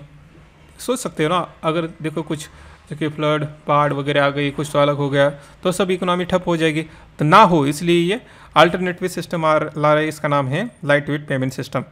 ओके, आगे बढ़ते हैं। एवरग्रीन लोन, भाई पहले से वो लोन चुका नहीं पा रहा है फिर भी आप उसको लोन दे रहे हैं, तो इसको एवरग्रीन लोन कहते हैं, ठीक है। तो इसे एवरग्रीन लोन कहते हैं। आगे बढ़ते हैं। RBI regulation on for USB। तो अभी थोड़ा सा RBI ने मतलब ये USB अर्बन कोऑपरेटिव बैंक पर थोड़ा सा रिस्ट्रिक्शन ला दिया है। तो उसके साथ 4 इम्पोर्टेंट इनिशिएटिव उसने किया रेगुलेशन के लिए। तो क्या कहे, तो कहते हैं कि आप open new branches up to 10%, ठीक है, विदाउट अप्रूवल ऑफ RBI।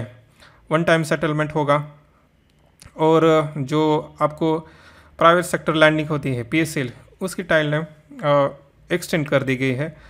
और उसके बारे में बहुत सारी अच्छी अच्छी चीज़ें का है। बस हमें यही याद रखना है कि ये सब काम करके क्या करना है, जो पेंडिंग वगैरह है उसको कम करना है।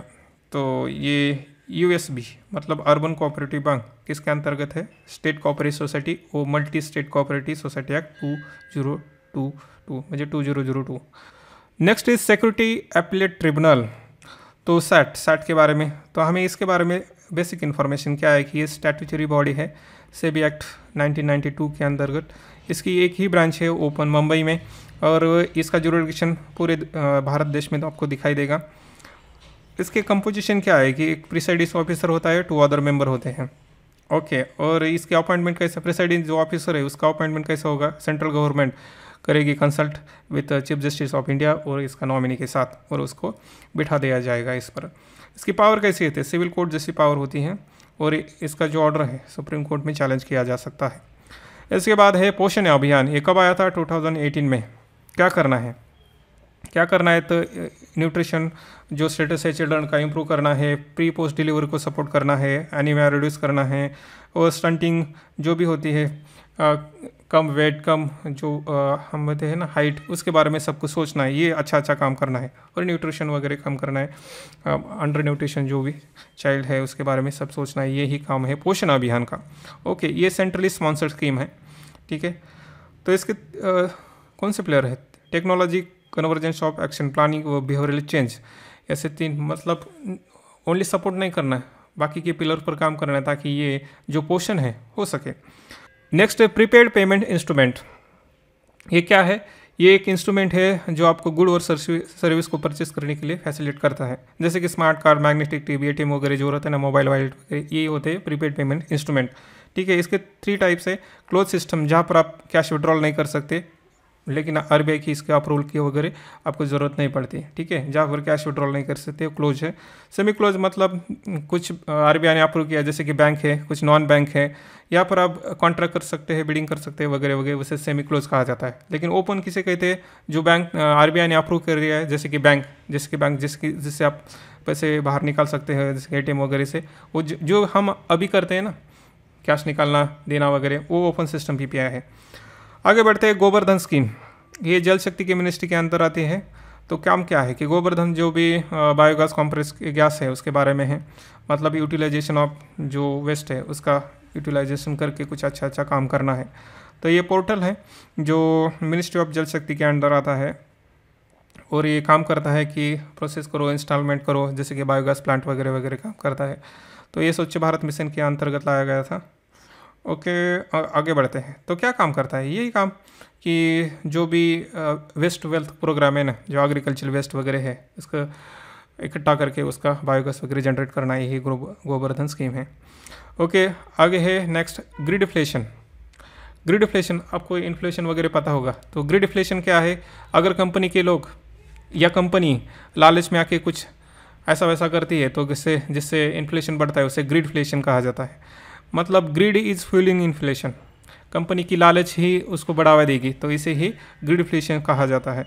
मतलब प्रॉफिट के चलते अगर कुछ ऐसा वैसा हो गया तो समझो इन्फ्लेशन आ गया, तो इसे ग्रिडफ्लेशन कहा जाता है। तो आप सोच सकते हैं कि इसके डिसएडवांटेज क्या हो गए, इन्फ्लेशन आएगा, है ना, प्राइसेस हाइक हो गए, बहुत ज़्यादा अनसस्टेबिलिटी आ जाएगी अगर कंपनी सिर्फ प्रोडक्ट और प्रॉफिट के बारे में सोचती है तो। ओके, आगे बढ़ते हैं, साइंस टेक्नोलॉजी के आर्टिकल देखते हैं। फर्स्ट है शैनचाओ 16 स्पेसक्राफ्ट, ये चाइना का स्पेसक्राफ्ट है। यहाँ पर चाइना के 3 एस्ट्रोनॉट जाएंगे जो स्पेस एक्सप्लोर करेंगे, लेकिन इसमें एक सिविलियन है। तो क्या करेंगे जाके, जैसे कि स्पेस एक्सप्लोर करेंगे, जैसे कि quantum phenomena, origin of life like वगैरह वगैरह। आगे बढ़ते हैं, national internet exchange of India NIXI, ये नॉन प्रॉफिट ऑर्गेनाइजेशन है। ये सेक्शन 8 कंपनी के एक्ट 2030 के अंतर्गत इस्टेब्लिश की, कब 2003 में। इसका हेडक्वार्टर नई दिल्ली में है। मिनिस्ट्री कौन सी है, ministry of electronic information technology. क्या काम करती है, इंटरनेट पेनेट्रेशन करने के लिए, इंडिया में इंटरनेट बढ़ाने के लिए काम करती है। ओके आगे बढ़ते हैं। ओके आगे बढ़ते हैं। इसरो ने न्यू नाविक सैटेलाइट लॉन्च कर दिया है। तो किस लिए? तो कंटिन्यूटी प्रोवाइड करने के लिए। कैसे लॉन्च किया? GCLV से, ठीक है। और इसका वेट कितना था? 2232 kg। ओके ये याद रखो, इसरो ने लॉन्च किया है। बस आगे बढ़ो। नेक्स्ट है केरला फाइबर ऑप्टिक नेटवर्क। हुआ क्या है? तो इंडिया में केरला ऐसा फर्स्ट स्टेट बन गया है जिसने खुद का इंटरनेट प्रोवाइड किया है। ओन इंटरनेट सर्विस प्रोवाइडर वो बन गया है। तो इसकी फंडिंग कहाँ से हुई? Kerala infrastructure investment fund. बस ये याद रखो कौन सा स्टेट है, तो केरला। रेलवे सेफ्टी, रेलवे ने सेफ्टी के लिए कुछ प्रोग्राम अनाउंस किए थे। गवर्नमेंट इनिशिएटिव है, जैसे कि कवच सिस्टम। इसमें क्या है कि कवच क्या है? ऑटोमेटिक ट्रेन प्रोटेक्शन है। दूसरा है राष्ट्रीय रेल संरक्षण कवच। इसमें भी आपको एक सेफ्टी रिलेटेड सिस्टमेटिक वर्क दिखेगा, उसके लिए फंड दिया गया है। आगे है प्रोजेक्ट मिशन रफ्तार। स्पीड के साथ आपकी सेफ्टी पर भी ध्यान रखा जाएगा। ये है project mission Raftaar. Okay next is Foucault pendulum. जब न्यू पार्लियामेंट इनॉग्रेट की थी वहाँ पर तुम्हें ये दिखाई देगा। तो ये क्या, इसका सिंबल क्यों है? सिंबॉलिज्म तो integration of India with that of universe, मतलब इंडिया का यूनिवर्स से जो संबंध है, ये इंटीग्रेशन दिखाता है फैक्युलेटी पेंडुलम, ठीक है। तो ये किसने डिज़ाइन इंस्टॉल किया है? कोलकाता, ठीक है। स्पेसिफिकेशन की कोई आवश्यकता नहीं है हमें, तो हमें क्या रखना है? रोटेशन भी नहीं, बस याद रखो यही इतना कि ये integration of India with universe से ये करता है कनेक्ट। फर्स्ट ये किसने निर्माण किया था? लियोन फॉक्यूल्ट। इसने, ये एक फ्रेंच फिजिसिस्ट है जिसके फर्स्ट लाइब्रेरी में इसको डेमोन्स्ट्रेट किया जाता है। ये क्या करता है? To illustrate earth rotation. बस ये याद रखो, बाकी की चीज़ें मत याद रखो। अगर रखना है तो फर्स्ट इंस्टेंस इन इंडिया 1991 में पुणे में ये फर्स्ट बार ऐसा काम किया था, ठीक है। आगे बढ़ो। ओके नेक्स्ट है एक्सपोसैट। एक्सपोसैट क्या है? तो इंडियन स्पेस रिसर्च ऑर्गेनाइजेशन और रमन रिसर्च ने मिलकर ये बिल्ड किया है एक्स-रे पोलरिमीटर सैटेलाइट एक्सपोसैट। तो क्या काम करता है? ये जो स्टडी करता है एस्ट्रोनॉमिकल एक्स-रे सोर्सेज से इस इन एक्सट्रीम कंडीशन। ओके ये याद रखो कि ये स्टडी करता है एक्स-रे एक्सट्रीम कंडीशन। ओके आगे बढ़ो। पेटाफ्लॉप। फ्लॉप के बारे में आपको पता होगा कि ये एक मेजर करता है कंप्यूटर का प्रोसेस। ओके याद रखो। प्रत्युष ये ऐसा जो कंप्यूटर है जो इंडिया में super computer flop 4.0 petal speed से काम करता है। उसके एप्लीकेशन क्या है ये फ्लॉप के? ये helpful for weathering forecast, block labour, और ये हेल्प करता है साइंटिस्ट को हाई रेजोल्यूशन रेंजेस और बहुत सारी चीज़, जैसे कि साइक्लोन को प्रेडिक्ट करना, एक्यूरेसी करना, उसके साथ ही वाटर क्वालिटी वगैरह चेक करना, बहुत अच्छे काम करता है। फ्लॉप मतलब क्या है? मेजर करता है सुपर कंप्यूटर में। ओके नेक्स्ट है अब्यूसिन। ये क्या है? एंटीबायोटिक है। तो किसको कॉम्बैट करता है? एंसिटोबैक्टर बाउमनी।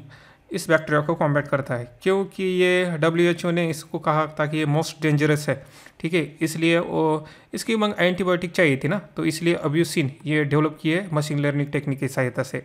ओके ये जो बैक्टीरिया है एंसिटोबैक्टर, ये commonly found in soil in water and ये बहुत ज़्यादा पैथोजेनिक है। इसलिए इसको, क्योंकि जैसे निमोनिया, मेनिंगेट्स, इन्फेक्ट वुंड्स, बहुत सारी चीज़ें होती है, इससे डेट पर हो सकती थी, इसलिए इस पर ये एंटीबायोटिक तैयार किया है या डेवलप किया है, उसका नाम है अब्यूसिन। ओके नेक्स्ट आर्टिकल है डाईमिथाइल ईथर फ्यूल ट्रैक्टर। तो फर्स्ट टाइम 100% DME पर चलने वाला एक ट्रैक्टर का डेवलपमेंट किया गया IIT कानपुर ने, ठीक है। तो ये जो DME है, डाईमिथाइल ईथर फ्यूल है, ये अल्टरनेटिव फ्यूल है जिसका सीटी नंबर हाई है और ये इग्नाइट होता है क्विकली, बर्न होता है एफिशिएंटली, ये नॉन टॉक्सिक, नॉन कार्सिजेनिक, मतलब कुछ काम मुझे हार्म नहीं है, लो ग्रीन गैस हाउस इसका एमिशंस कम है, ठीक है। तो इसको इस्तेमाल किया जा सकता है एज ए ब्लेंडिंग, ओके, और it can be utilise as a conventional diesel engine. Next है फिक्स डोज कॉम्बिनेशन। ये क्या है? अगर 2 और मोर इंग्रेडिएंट को कंबाइन करके मिला जाए इन फिक्स रेशियो, तो उसे क्या कहते हैं? तो फिक्स डोज कॉम्बिनेशन। लेकिन ये हार्मफुल है, इसलिए ऐसे 14 फिक्स डोज कॉम्बिनेशन को बैन कर दिया है। यही न्यूज़ थी। ओके नेक्स्ट आर्टिकल है कीटोप्रोफेन और एसिलोफिनेक। तो ये भी बैन कर दिया है अभी। किसने? ड्रग टेक्निकल एडवाइजरी बोर्ड, इसने कर दिया कि रिकमेंड कर दिया कि इसे बैन कर दो, ठीक है।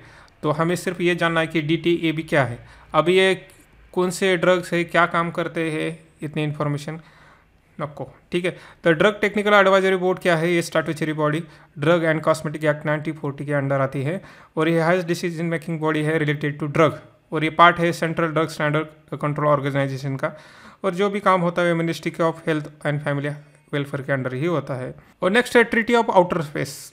ओके, यूएन ने पॉलिसी इशू की है कि आउटर स्पेस को यूज़ करने के लिए हमें ट्रीटी लानी चाहिए, तो इसकी तरफ ये कदम दिखाई देखा है। इसका नाम है for all humanity for future outer space governance. ठीक है, तो ये क्या काम करेगी, जैसे कि सैटेलाइट लॉन्च हो गए, मिनरल एक्सप्लोरेशन, इसके बारे में रूल्स रेगुलेशन वगैरह वगैरह करने के लिए ये ट्रीटी ऑफ आउटर स्पेस है। इससे पहले भी कोई ट्रीटी थे, जैसे कि 1959 में आई थी committee on peaceful uses of outer space. ठीक है, 1963 में आई थी prohibiting testing nuclear weapon testing ना करने के लिए। ठीक है, और 1977 में आई थी prohibition of altering space environment को नुकसान ना पहुँचे, इसलिए ये ट्रीटी आई थी। ठीक है, लेकिन कोई इसे ध्यान से नहीं देखता। आगे है आर्टिम्स अक्वाड।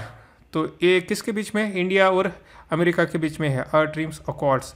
तो क्या है ये, सबसे पहले तो ये सिविल स्पेस एक्सप्लोरेशन के लिए है और नॉन बाइंडिंग है, बस ये याद रखो, नो फाइनेंशियल कमिटमेंट। आगे बढ़ते हैं, national mission on sickle cell anaemia, ये बजट में अनाउंस किया था। तो क्या करना है, एलिमिनेट करना है इसको, भगाना है इसको। तो कवरेज कहाँ पर है, 270 डिस्ट्रिक्ट, मतलब पूरे इंडिया में नहीं तो पर्टिकुलर एरिया में ज़्यादा फोकस करना है ताकि ये डिसीज़ को एलिमिनेट किया जाए। तो हम पढ़ना चाहिए सिकल सेल डिसीज़ के बारे में। तो एक ग्रुप है inherit red blood RBC disorder के बारे में, आरबीसी के अंतर्गत आने वाले डिसीज़। ओके, तो इसका की पिक्चर क्या है, ये तो हीमोग्लोबिन, ये कब होता है, जब हीमोग्लोबिन अबनॉर्मल हो, which causes RBC hard and sticky, ये सी शेप्ड होते, इसको सिकल कहा जाता है। ठीक है, इसका इम्पैक्ट क्या है, जैसे कि शॉर्टेज ऑफ रेड आरबीसी हो सकता है, travel through the small blood cell, जब सिकल सेल डाई अर्लियर, और उसके बाद this stuck and clog the blood flow, है ना, अंदर में घुस जाते हैं, वो बंद कर देते हैं। लेकिन इसके ट्रीटमेंट है क्या, no cure of sickle cell anaemia. तो इसकी जन जागृति के लिए जून 19 को इसका सिकल सेल डे मनाया जाता है। ठीक है, आगे बढ़ते हैं, mission on advance high impact research महिर। ठीक है, किसके अंदर है, ministry of power, ministry of and ministry of new renewable energy. क्या है, इम्पैक्ट हाई इम्पैक्ट रिसर्च, तो किसके लिए होगा ये, तो पावर सेक्टर के लिए है, जिसके रिसर्च करेंगे, डेवलपमेंट करेंगे, डेमोस्ट्रेट करेंगे, जो भी अच्छा आता है, तो इसके लिए तो मिनिस्ट्री ऑफ पावर। तो ये क्या करेगा, एक कॉमन प्लेटफॉर्म करेगा, अलायंस बिल्ड करेगा, साइंटिफिक इंडस्ट्रियल डेवलपमेंट करेगा।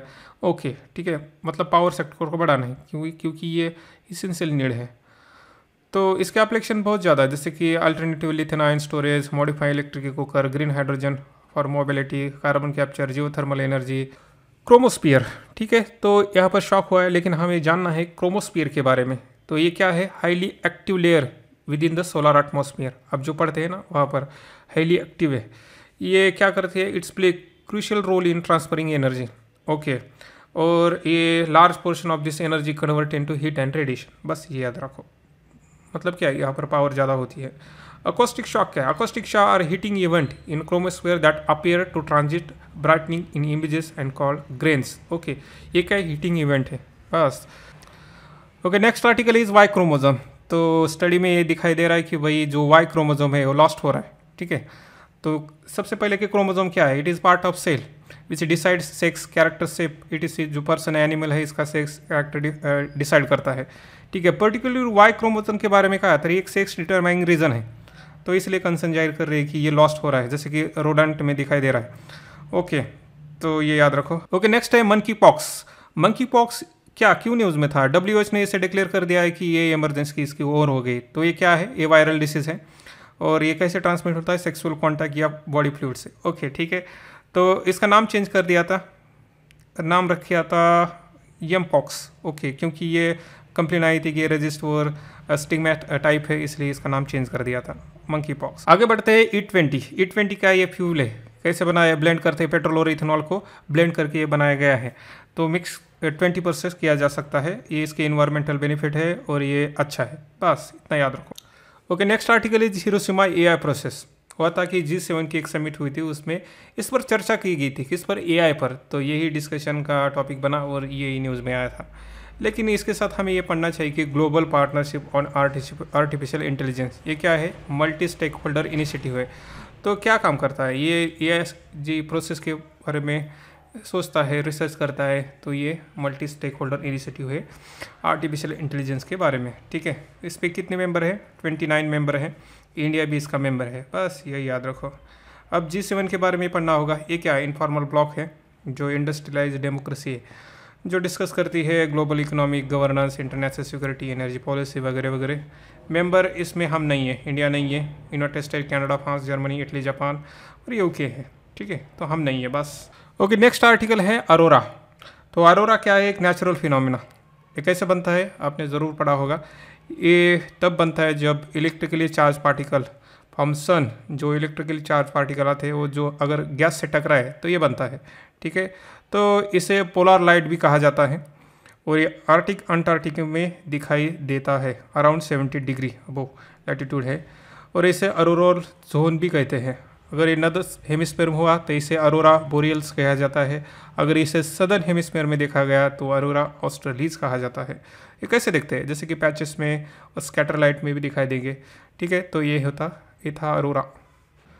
Okay, next is GEMCOVACOM। ये क्या है? ये वैक्सीन है हमारे इंडिया फर्स्ट, ये हमारे वैक्सीन है। तो हमें सिर्फ ये भी पता होना चाहिए कि ये हमारे वैक्सीन है क्या। तो इसका काम है प्रोटेक्शन में ये काम करता है। और ये याद रखना कि ये जो mRNA है ये न्यूक्लियस में एंटर नहीं होता और DNA को अल्टर नहीं करता। ये सबसे इम्पोर्टेंट पॉइंट है। ठीक है, बाकी तो आपको पता होगा। ओके, आगे बढ़ते हैं। सस्टेनेबल एविएशन फ्यूल, ये क्या है? ये बायोफ्यूल है। कहाँ यूज़ होता है? एयरक्राफ्ट में। बस ये याद रखो। इस फ्यूल से क्या होगा? कार्बन एमिशन कम होगा, एयर क्वालिटी इंप्रूव होगी और ये सस्टेनेबल है। और इसके लिए बहुत सारे प्रोग्राम जैसे कोर्सिया प्रोग्राम और clean sky for tomorrow university, ये क्या करते हैं कि भाई इस ऐप को अडॉप्ट करने की रिकमेंड करते हैं। आगे बढ़ो। Hydrogen from sea water using solar energy, वही इस आर्टिकल है जो हमने पिछली बार देखा था। ग्रीन हाइड्रोजन की जो सी वाटर है उससे हम क्या करना है? ग्रीन हाइड्रोजन निकालना है। तो ये सस्टेनेबल प्रोडक्शन है, ऐसा कहते हैं। आगे बढ़ते हैं। WHO pandemic treaty. ठीक है, पेंडेमिक ट्रीटी कब आई थी? 2005 में। ठीक, क्यों आई थी ये? 2002-3 में जो सार का आउटब्रेक हुआ था तब लगा कि यार आना चाहिए। इंटरनेशनल हेल्थ ऑर्गेनाइजेशन जो इंटरनेशनली वर्क करेगी, इसलिए ये WHO की पेंडेमिक ट्रीटी आई थी। तो कब आई थी? 2005 में। ओके, आगे बढ़ते हैं। आगे है सिप्री ईयरबुक। इसमें यही कहा गया है कि भाई चाइना ने अपने न्यूक्लियर वारहेड बढ़ा दिए है। बस ये याद रखो। सिप्री किसके बारे में है? न्यूक्लियर वारहेड के बारे में है। इंडिया ने बढ़ाए क्या? यस, बढ़ाए है। हमारी न्यूक्लियर पॉलिसी क्या? नो फर्स्ट यूज़ पॉलिसी है। तो ये सिप्री कब इस्टेब्लिश हुई थी? 1966 में। तो क्या करते हैं? डाटा कलेक्ट करती है, रिसर्च वगैरह करती है पे, और बेस ऑन क्या? स्वीडन है, स्टॉकहोम स्वीडन में इसका हेडक्वार्टर है। आगे बढ़ते हैं। दिल्ली डिक्लेरेशन किसके बारे में है? साइबर सिक्योरिटी के बारे में है। कब हुआ था? G20 में हुआ था। ठीक है, तो क्या करना है? इन्हांस करना है ग्लोबल साइबर सिक्योरिटी कोऑपरेशन। बस ये याद रखो और बाकी चीज़ें आपको याद आ जाएंगी। आगे बढ़ते हैं। United nation defence acceleration ecosystem, Indus x. तो डायरेक्टली पूछा जा सकता है इंडस एक्स क्या है? तो ये इंडिया और यूनाइटेड स्टेट के बीच में एक एग्रीमेंट है जो क्या करता है? जो करता है कि डिफेंस में कॉपरेशन बढ़ाना है, एक्सेलरेशन करना है, इकोसिस्टम वगैरह की इसके लिए काम करता है। ठीक है, ओके, नेक्स्ट है AIP मॉडल। AIP क्या है? Air independent propulsion. ऐसा नाम आया तो सोचना कि ये सबमरीन के बारे में है। ओके, तो हमारे पास कैलवरी क्लास सबमरीन है, बहुत सारी सबमरीन है जो बहुत कम पूछा जा सकता। ओके, आगे बढ़ते हैं। MQ-9 रेपर ड्रोन, ये क्या है? M for multi role, Q for remotely piloted aircraft system, 9 for series का नंबर है। और ये US से हमने परचेस करने का अप्रूवल वगैरह मिलना चाहिए, ऐसा वगैरह कुछ करे तो इसे प्रेडिटर BOE कहा जाता है। जैसे कि MQ है, मतलब क्या? ये मल्टी रोल काम करता है। बस ये US से हम खरीदना चाहते हैं वगैरह वगैरह, आप सोच सकते हो। ओके, नेक्स्ट है F414 jet engine take transfer. मतलब क्या है कि हम अपना खुद का जेट इंजन बनाना चाहते हैं, इसलिए चाहिए टेक्नोलॉजी। वो टेक्नोलॉजी ट्रांसफ़र करने के लिए ये सब आर्टिकल आया था। भैया ऐसा ऐसे टेक्निक ट्रांसफ़र कर रहे, तो तुम्हें याद रखना चाहिए कि ये सिर्फ क्या है? F414 ये टेक्नोलॉजी ट्रांसफ़र के लिए बात चल रही है।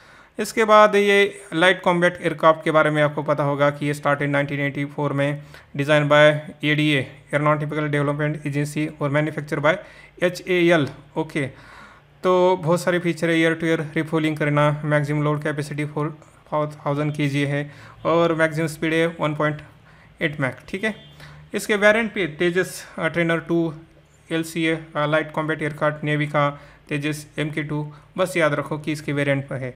ओके, नेक्स्ट है अंजादीप और संशोधक वारशिप, इसको लॉन्च किया है।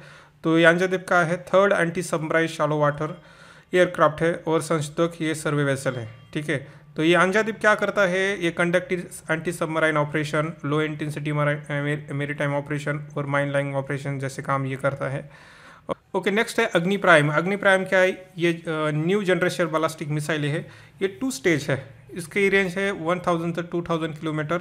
ये सरफेस टू सरफेस ब्लास्टिक मिसाइल है, design develop by DRDO।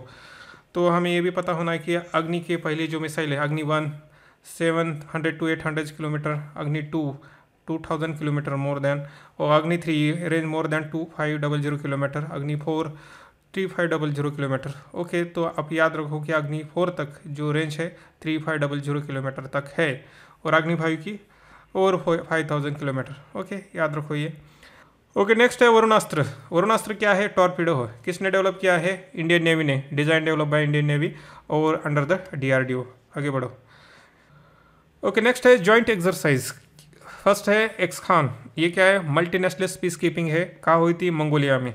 Next है अल मुहिद अल हिंदी एक्सरसाइज, ये नेवी के बीच, इंडियन नेवी और सऊदी अरबिया की नेवी के बीच सऊदी अरेबिया में हुई थी।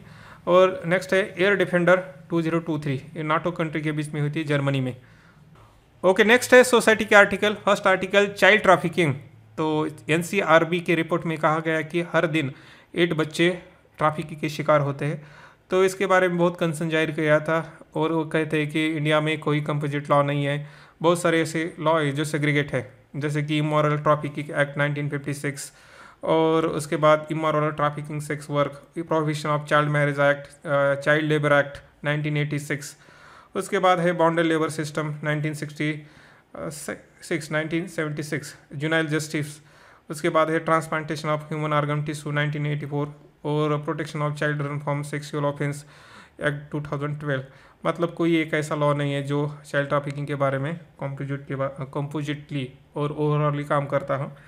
तो इसके बाद ये जो चाइल्ड ट्रैफिकिंग है उसके बारे में बहुत सारी चीज़ें इंटरनेशनल में कन्वेंशन में दिखाई देती है, जैसे कि ILO का नंबर 182, इसमें कहा गया कि worst form of child labour classify trafficking among forms slavery और प्रैक्टिस ऑफ सिमिलर स्लेवरी। और हमारे आर्टिकल 23 और 24 में भी इसका जिक्र है, तो इसके बारे में सोचना चाहिए बस। ओके, नेक्स्ट आर्टिकल है national institutional ranking framework ranking. तो अभी 2023 में रैंकिंग में सबसे बढ़िया है मद्रास, IIT मद्रास, वो बेस्ट यूनिवर्सिटी है बेंगलुरु, याद रखो। और इस एडिशन में कुछ नया था, कुछ एडिशन था, न्यू सब्जेक्ट ऐड करे थे, जैसे कि एग्रीकल्चर और अलाइड सेक्टर, और इनोवेशन के बारे में कुछ बोला था, और एक्सपेंशन ऑफ स्कोप, आर्किटेक्चर और ईक्स के बारे में सोचना चाहिए, ऐसा वैसा बोला था इस। नेक्स्ट है वैभव fellowship programme.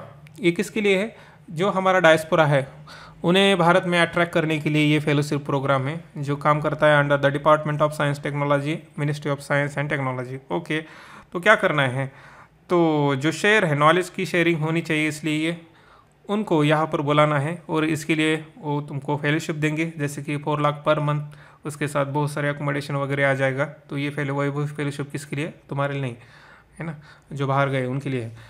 Okay, next article है नेक्रोफिलिया। इसका मतलब क्या है, necrophilia is a psychological disorder involving sexual attraction और एंगेजमेंट विद कॉर्प्स। अब हुआ क्या है, कर्नाटक हाईकोर्ट ने कहा है कि अगर कोई सेक्सुअल इंटरकोर्स करता है डेड बॉडी के साथ, वुमन की डेड बॉडी के साथ, वो IPC के धारा में नहीं आता। तो यही कहते हैं कि भाई ये नहीं आता तो आपको इसको लाना चाहिए। तो उन्होंने रिकमेंड किया है कि इसको अंडर सेक्शन 297 के लाना चाहिए, और वे कहते हैं कि इसको इंक्लूड करना चाहिए कि dead body man woman animal के साथ, ठीक है। तो डिग्निटी ऑफ डेड, उसकी डिग्निटी को प्रोटेक्ट करने के लिए ये ज़रूरी है, तो इसको क्रिमिनलाइज किया जाए, ऐसा कोर्ट कहता है। मतलब क्या है कि डेड बॉडी के साथ इंटरकोर्स करना, और ये किसी भी अंदर नहीं आता, इसलिए ये न्यूज़ में था। न्यूरो टेक्नोलॉजी, तो न्यूरो टेक्नोलॉजी क्या है, neurotechnology cover any kind of device और procedure which design, access, monitor, investigate, access, manipulate, ऐसे जो काम करता है उसे न्यूरो टेक्नोलॉजी कहते हैं। मतलब जो वेरिएबल डिवाइसेस है, जो न्यूरल सिस्टम से कनेक्टेड है, उसे न्यूरो टेक्नोलॉजी कहा जाता है।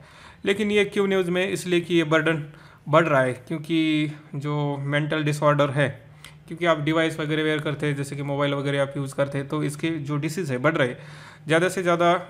लो मिडिल इनकम कंट्री में इसका बर्डन बढ़ रहा है, मेंटल डिसीज। तो इसके बारे में ये आर्टिकल था, तो न्यूरो टेक्नोलॉजी। ओके, आप आर्ट और कल्चर के करंट अफेयर देखते हैं। इसमें इंपॉर्टेंट है आगरा फोर्ट। तो ये याद रखो कि ये यूनेस्को वर्ल्ड हेरिटेज साइट है, नोटिफाई किया था 1983 में। ये बना है रेड स्टैंडस्टिल से। न्यूज़ में किस लिए? ये इसलिए कि इस पर झगड़ा चल रहा है कि ये किसने बनाया था। ठीक है, हमें ये इसकी ज़रूरत नहीं, बस ये याद रखो कि ये रेड सैंडस्टोन से बना है और यूनेस्को की वर्ल्ड हेरिटेज साइट है। बाकी चीज़ें आप पढ़ सकते हो। राम प्रसाद बिस्मल, तो ये रिवॉल्यूशनरी एक्टिविटी में शामिल थे, जैसे कि Manipuri conspiracy case, Kakori train action, और जो ऑर्गेनाइजेशन से रिलेटेड थे, जैसे कि Hindustan socialist Republic association, Arya Samaj और मैत्री वेदी। ठीक है, इनका साहित्य में भी कंट्रीब्यूशन है, जैसे कि इन्होंने लिखा है मन की लहर, एक पोएम का कलेक्शन है। मणिपुर की प्रतिज्ञा, मेरा जन्म, इनकी पोएम है, और इतनी इन्फॉर्मेशन है। इसके बाद नेशनल फ्लोरेंस नाइटिंगेल अवार्ड, तो इसे किनको दिया जाता है? ये नर्सिंग प्रोफेशनल को दिया जाता है, नेशनल फ्लोरेंस नाइटिंगेल अवार्ड। तो किसकी तरफ से? Minister of health family welfare की तरफ से दिया जाता है, जो अच्छा काम करता है। और कैश अवार्ड है 50,000 रुपये और सर्टिफिकेट विथ मेडल। क्यों दिया जाता है? ये फ्लोरेंस नाइटिंगेल एक लेडी थी जिन्होंने नर्सिंग के अच्छा काम किया था और कॉलेज वगैरह बनाए थे, इसलिए। आगे बढ़ते हैं। ओशन रिंग ऑफ योगा, तो योगा के दिन 21 जून को इंडियन ओशन के, जो इंडियन ओशन है तो उसके रिंग में सब ocean ring of yoga celebrate किया था। तो किसके साथ? Ministry Ayush with ministry of defence, other ministry collaborate करके इसको सेलिब्रेट किया था। तो थीम क्या थी? योगा फॉर वसुधैव कुटुंबकम। नेक्स्ट है गांधी पीस प्राइज़, किसे दिया है? 2021 का गीता प्रेस को ये अवार्ड दिया है। तो इसकी जूरी कौन होते हैं? Head by prime minister. तो ये एनुअल गांधी पीस प्राइज़ है जो दिया जाता है 1995 से। ओके, और इसमें क्या दिया जाता है? 1 करोड़ रुपए और कुछ बाकी सारा। ठीक है, ये सब के लिए ओपन है। गीता प्रेस जिसको ये अवार्ड मिला है, तो ये क्या है? वर्ल्ड लार्जेस्ट पब्लिशर है और इसको 100 ईयर हो गए हैं इस्टेब्लिशमेंट करके। ठीक है, नेक्स्ट है ह्यूमन एलईडी। ये क्या है? बस ये याद रखो कि ये ह्यूमन के बारे में है, जो ब्रेन, छोटा ब्रेन, बड़ा ब्रेन, इसके बारे में स्टडी फाइंडिंग की है। तो human LED was capable for complex emotional और कॉग्निटिव बिहेवियर। ये सेंटेंस याद रखो। नेक्स्ट आर्टिकल है न्योलिथिक एरा, तो इसके कुछ आंसर्स मिले हैं तमिलनाडु में, तो इसलिए न्यूज़ में था, तो आपको पढ़ना चाहिए न्योलिथिक एज। ओके, नेक्स्ट है मैनह्यूर मेगालिथिक बरियल साइट। तो रिसेंटली तमिलनाडु डिपार्टमेंट ने ये डिक्लेयर किया है कि हमारे यहाँ जो साइट है उसे हम प्रोटेक्टेड करते हैं। तो हमें याद रखना चाहिए कि मैनह्यूर है क्या? ये मेगालिथिक वर्टिकुलर पिलियर है। ठीक है, और ये दिखाने के लिए रखे जाते हैं। तो इसका जो मेंशन है तमिलनाडु लिटरेचर एज ए नडुक्कल है। तो मेगालिथ किसको कहते हैं? ये भी मेगालिथिक के प्री हिस्टोरिक आर्ट है जो लार्ज होता है, अनड्रेस्ड स्टोन होता है। इसको पेट्रोफॉर्म भी कहा जाता है। ओके, नेक्स्ट है जुरासिक एज, न्यूट्रल आर्च इन ओडिशा। तो रिसेंटली जीएसआई प्रपोज करता है कि न्यूट्रल आर्च को ये जीओ का दर्जा देना चाहिए। तो हमें सिर्फ ये जानना है कि जियोलॉजिकल सर्वे ऑफ इंडिया है क्या है। तो ये सेटअप हुई थी 1851 को, हेडक्वार्टर है कोलकाता में। क्या काम है इसका? तो जो नेशनल इम्पोर्टेंट है, जो रिसोर्सेस होते हैं असेसमेंट करना उसका, और उसको साइंटिफिक दर्जा वगैरह देना, तो ये सब काम करता है geologic survey of India. Presently वो मिनिस्ट्री ऑफ माइन के अंतर्गत काम करता है। ये याद रखो, मिनिस्ट्री ऑफ माइन के अंतर्गत काम करता है। आगे बढ़ते हैं। लेवेंडर फेस्टिवल, ये फर्स्ट टाइम जम्मू में सेलिब्रेट किया है, बस यही याद रखो, लेवेंडर फेस्टिवल। तो ये क्या है? लेवेंडर ये फ्लावरिंग प्लांट है जो इसेंशियल ऑयल के तरह ये काम आता है। ठीक है, और ये पर्पल रेवोल्यूशन व लेवेंडर रेवोल्यूशन यही है। ठीक है, अरोमा इसमें मिशन है, ये भी याद रखो। जतन सॉफ्टवेयर किसके लिए है? जतन सॉफ्टवेयर जो वर्चुअल म्यूजियम होते हैं ना, उसके लिए है। वर्चुअल म्यूजियम बिल्डर सॉफ्टवेयर, इसे जतन सॉफ्टवेयर कहा जाता है। कौन बिल्ड कर रहा है? पुणे। ठीक है, तो किसके साथ? Ministry of culture. Okay, obviously. Okay, next scheme portal आप देखते हैं। फर्स्ट है पीएम स्वनिधि। तो ये पीएम स्वनिधि क्या है?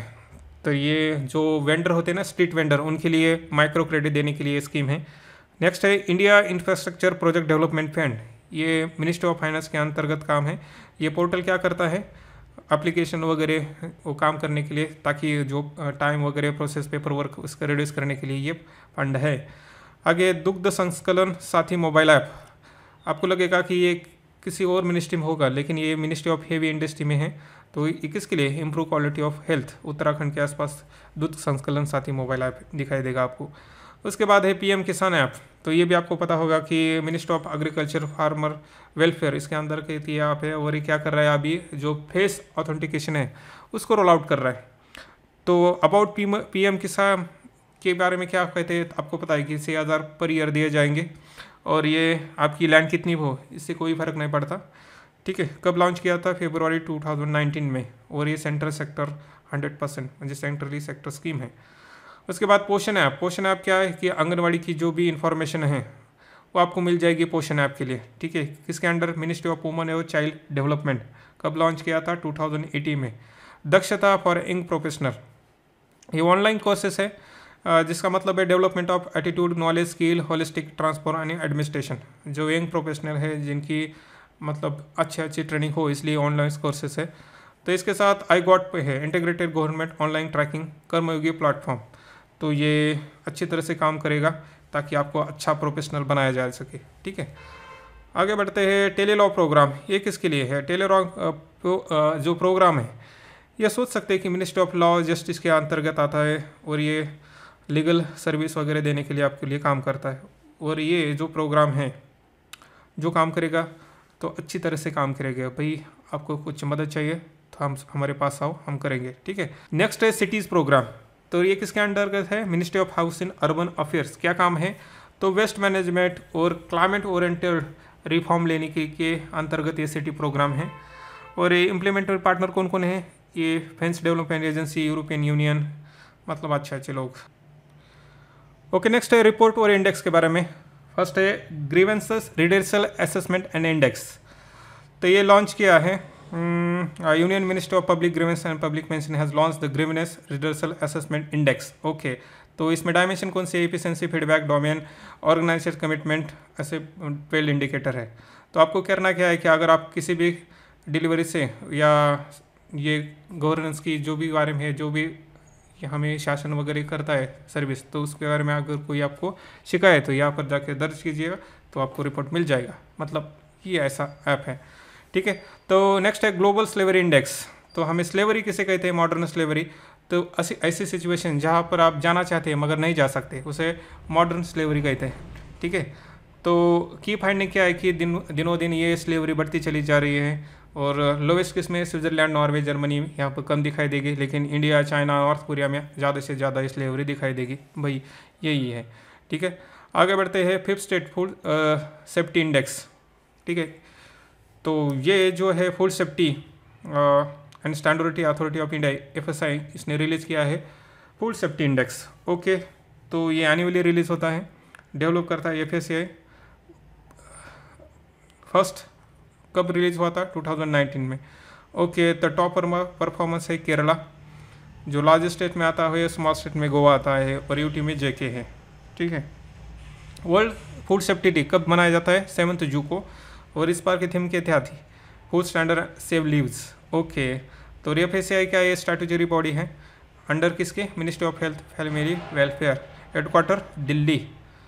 ओके, उसके बाद ये joint child malnutrition estimate, ये किसने रिपोर्ट रिलीज़ की? यूनिसेफ, WHO, वर्ल्ड बैंक ने इसे रिलीज़ की कि कह रहे कि भाई ये स्टंटिंग वेस्टिंग बहुत ज़्यादा हो रहा है, इनसफिशेंट प्रोग्रेस है, लोग कुछ नहीं कर रहे, ऐसा चाइल्ड के बारे में कहा गया है। ठीक है, नेक्स्ट है UNDP का जनरल सोशल नॉर्म इंडेक्स। ये UNDP रिलीज़ करती है। डायमेंशन क्या है? Political, educational, economic, physical. तो वुमन के बारे में जो भी जजमेंट है लोगों की, तो उसके बारे में सब यहाँ पर इंफॉर्मेशन दी गई है। जैसे कि लोग आज भी मानते हैं कि लीडरशिप में वुमन बेहतर नहीं है, और ऐसे भी मानते हैं कि वुमन को पीटना है ना ठीक है, ऐसे 25% लोग मानते हैं। और इकोनॉमिक एम्पावरमेंट गैप है, बहुत ज़्यादा चीज़ें बताई गई इसमें। आगे बढ़ते हैं। वर्ल्ड इकोनॉमिक फोरम, ये क्या है? नॉन प्रॉफिट फाउंडेशन है। ये इसका हेडक्वार्टर है स्विट्ज़रलैंड में, और इसके बहुत सारे रिपोर्ट जो आते हैं, जैसे कि the future job report, global risk report, travel tourism report, global competence report, और extra information global economic prospect, ये पब्लिश करता है world bank. Global gender gap report, ये वर्ल्ड इकोनॉमिक फोरम पब्लिश करता है। ग्लोबल लाइबिलिटी इंडेक्स, ये economic intelligence unit publish करता है। और यह कहा गया है कि भाई जो टॉप कंट्री है जहाँ पर सिटी रहने लायक है अच्छी, vena Austria, Copenhagen Denmark, Melbourne Sydney Austria, ऐसे कहते हैं कि यहाँ पर रहना बहुत अच्छा है, ऐसा ये इकोनॉमिक इंटेलिजेंस यूनिट कहता है। ओके, और एशिया में ओसाका ऐसा शहर है जहाँ पर तुम रह सकते हो, बाकी के बेकार है, ऐसा मैं नहीं कहता, ठीक है। तो ये ग्लोबल अवेलेबिलिटी इंडेक्स। ओके, इस तरह से ये जून के सभी आर्टिकल हमने देखे।